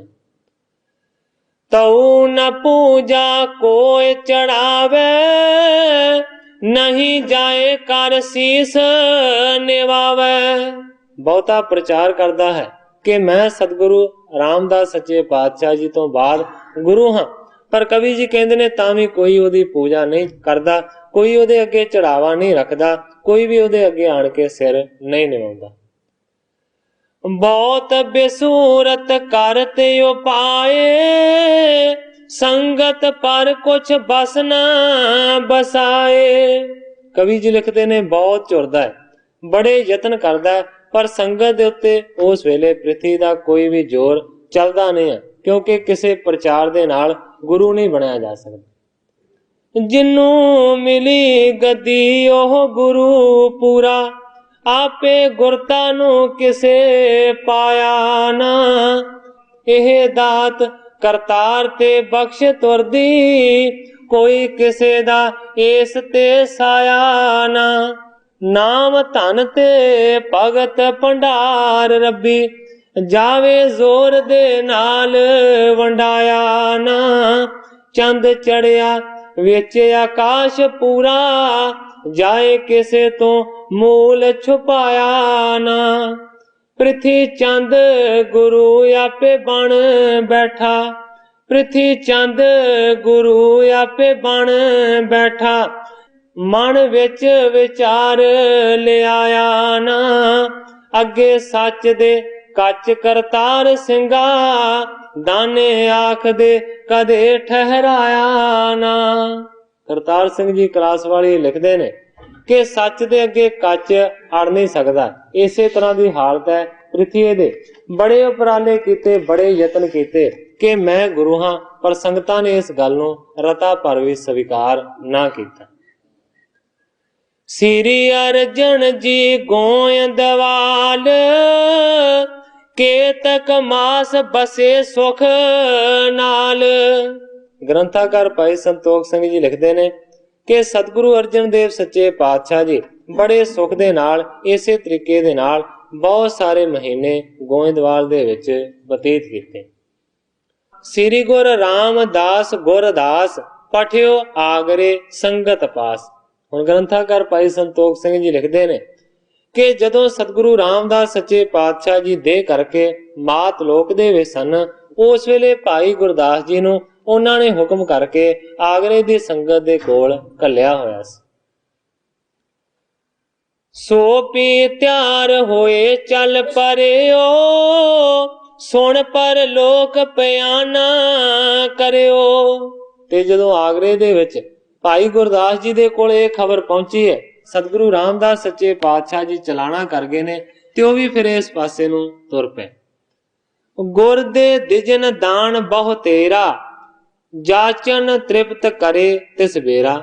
ਦੂਸਰੇ ਪਾਸੇ ਸਤਿਗੁਰੂ ਅਰਜਨ ਦੇਵ ਸੱਚੇ ਪਾਤਸ਼ਾਹ ਜੀ ਨੇ ਪੰਡਤਾਂ ਨੂੰ, ਕੰਗਾਲਾਂ ਨੂੰ ਬਹੁਤ ਸਾਰਾ ਦਾਨ ਦਿੱਤਾ ਹੈ, ਔਰ ਕਹਿੰਦੇ ਨੇ ਕਿ ਜਾਚਕ ਤ੍ਰਿਪਤ ਕਰੇ ਤਿਸ ਬੇਰਾ। ਸਾਰਿਆਂ ਜਾਚਕਾਂ ਨੂੰ, ਸਾਰਿਆਂ ਮੰਗਤਿਆਂ ਨੂੰ ਸਤਿਗੁਰੂ ਅਰਜਨ ਦੇਵ ਸੱਚੇ ਪਾਤਸ਼ਾਹ ਜੀ ਨੇ ਪ੍ਰਸੰਨ ਕੀਤਾ।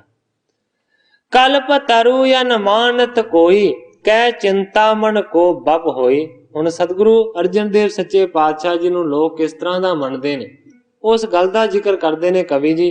ਕਹਿੰਦੇ ਨੇ ਕਈ ਲੋਕ ਸਤਿਗੁਰੂ ਅਰਜਨ ਦੇਵ ਸੱਚੇ ਪਾਤਸ਼ਾਹ ਜੀ ਨੂੰ ਕਲਪ ਦਾ ਰੁੱਖ ਮੰਨਦੇ ਨੇ, ਤੇ ਕਈ ਲੋਕ ਸਤਿਗੁਰੂ ਸੱਚੇ ਪਾਤਸ਼ਾਹ ਜੀ ਨੂੰ ਚਿੰਤਾਮਣੀ ਸਮਝਦੇ ਨੇ, ਕਿਉਂਕਿ ਮੰਨਿਆ ਜਾਂਦਾ ਹੈ ਕਿ ਕਲਪ ਰੁੱਖ ਦੇ ਥੱਲੇ ਜੋ ਵੀ ਕੋਈ ਕਾਮਨਾ ਕਰੀਏ ਉਹ ਪੂਰੀ ਹੋ ਜਾਂਦੀ ਹੈ। ਇਸੇ ਤਰੀਕੇ ਦੇ ਨਾਲ ਚਿੰਤਾਮਣੀ ਇੱਕ ਐਸੀ ਮਣੀ ਹੈ ਜਿਹਦੇ ਤੋਂ ਜੋ ਮੰਗੀਏ ਉਹ ਮਿਲ ਜਾਂਦਾ। ਗੋਇੰਦਵਾਲ ਨਿਕਟ ਜੇ ਗ੍ਰਾਮ, ਸੁਣ ਜਾਚਕ ਆਏ ਤਜ ਧਾਮ।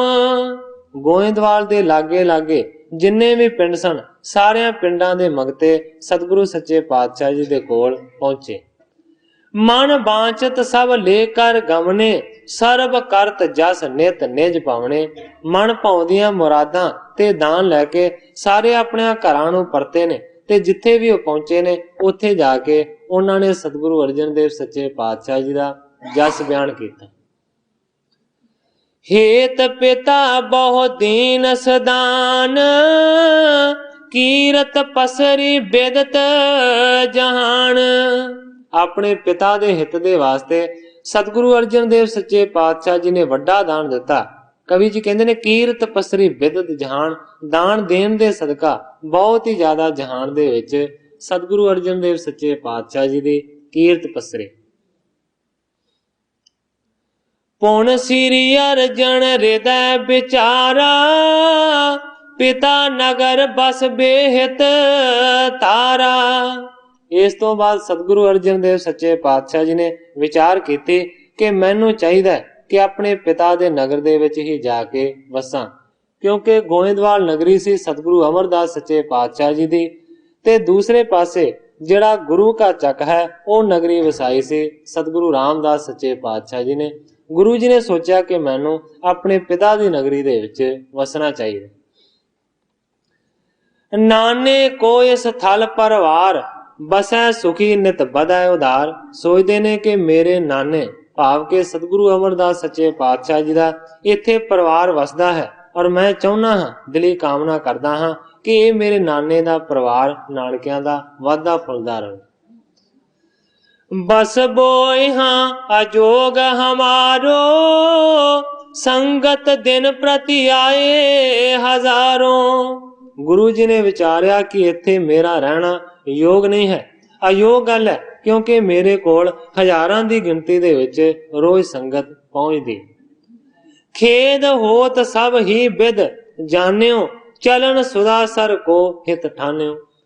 ਸਤਿਗੁਰੂ ਅਰਜਨ ਦੇਵ ਸੱਚੇ ਪਾਤਸ਼ਾਹ ਜੀ ਨੇ ਵਿਚਾਰਿਆ ਕਿ ਮੇਰੇ ਰਹਿਣ ਦੇ ਨਾਲ ਵੱਡੀ ਸੰਗਤ ਪਹੁੰਚਦੀ ਹੈ, ਤੇ ਸੰਗਤ ਦੇ ਪਹੁੰਚਣ ਦੇ ਨਾਲ ਮੈਨੂੰ ਲੱਗਦਾ ਹੈ ਕਿ ਇਹਨਾਂ ਨੂੰ ਖੇਦ ਪਹੁੰਚਦਾ, ਇਹਨਾਂ ਨੂੰ ਕਠਿਨਾਈ ਦਾ ਸਾਹਮਣਾ ਕਰਨਾ ਪੈਂਦਾ, ਇਸ ਕਰਕੇ ਮੈਨੂੰ ਸੁਦਾਸਰ ਚਲੇ ਜਾਣਾ ਚਾਹੀਦਾ।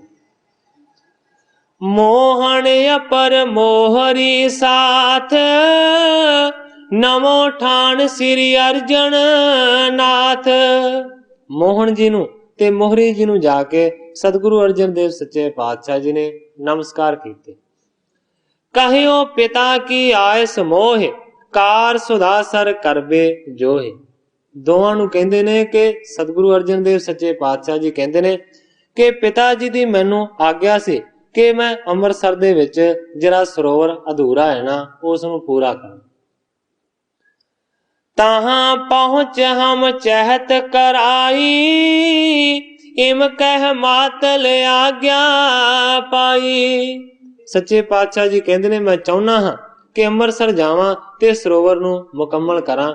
ਕਵੀ ਜੀ ਲਿਖਦੇ ਨੇ ਕਿ ਇਸ ਤਰ੍ਹਾਂ ਕਹਿ ਕੇ ਆਪਣੇ ਦੋਵੇਂ ਮਾਮਿਆਂ ਤੋਂ ਆਗਿਆ ਲਈ। ਤਿਆਰੀ ਕਰੀ ਸਗਲ ਸੰਗ ਮਿਲੇ ਚੜ ਵਾਹਣ ਪਰ ਮਾਰਗ ਚਲੇ। ਤਿਆਰੀ ਕੀਤੀ ਹੈ, ਸਾਰੇ ਸਿੱਖ ਸੇਵਕ ਨਾਲ ਵਾਹਨਾਂ ਦੇ ਉੱਤੇ ਚੜ ਕੇ ਰਸਤੇ ਦੇ ਉੱਤੇ ਚੱਲ ਪਏ।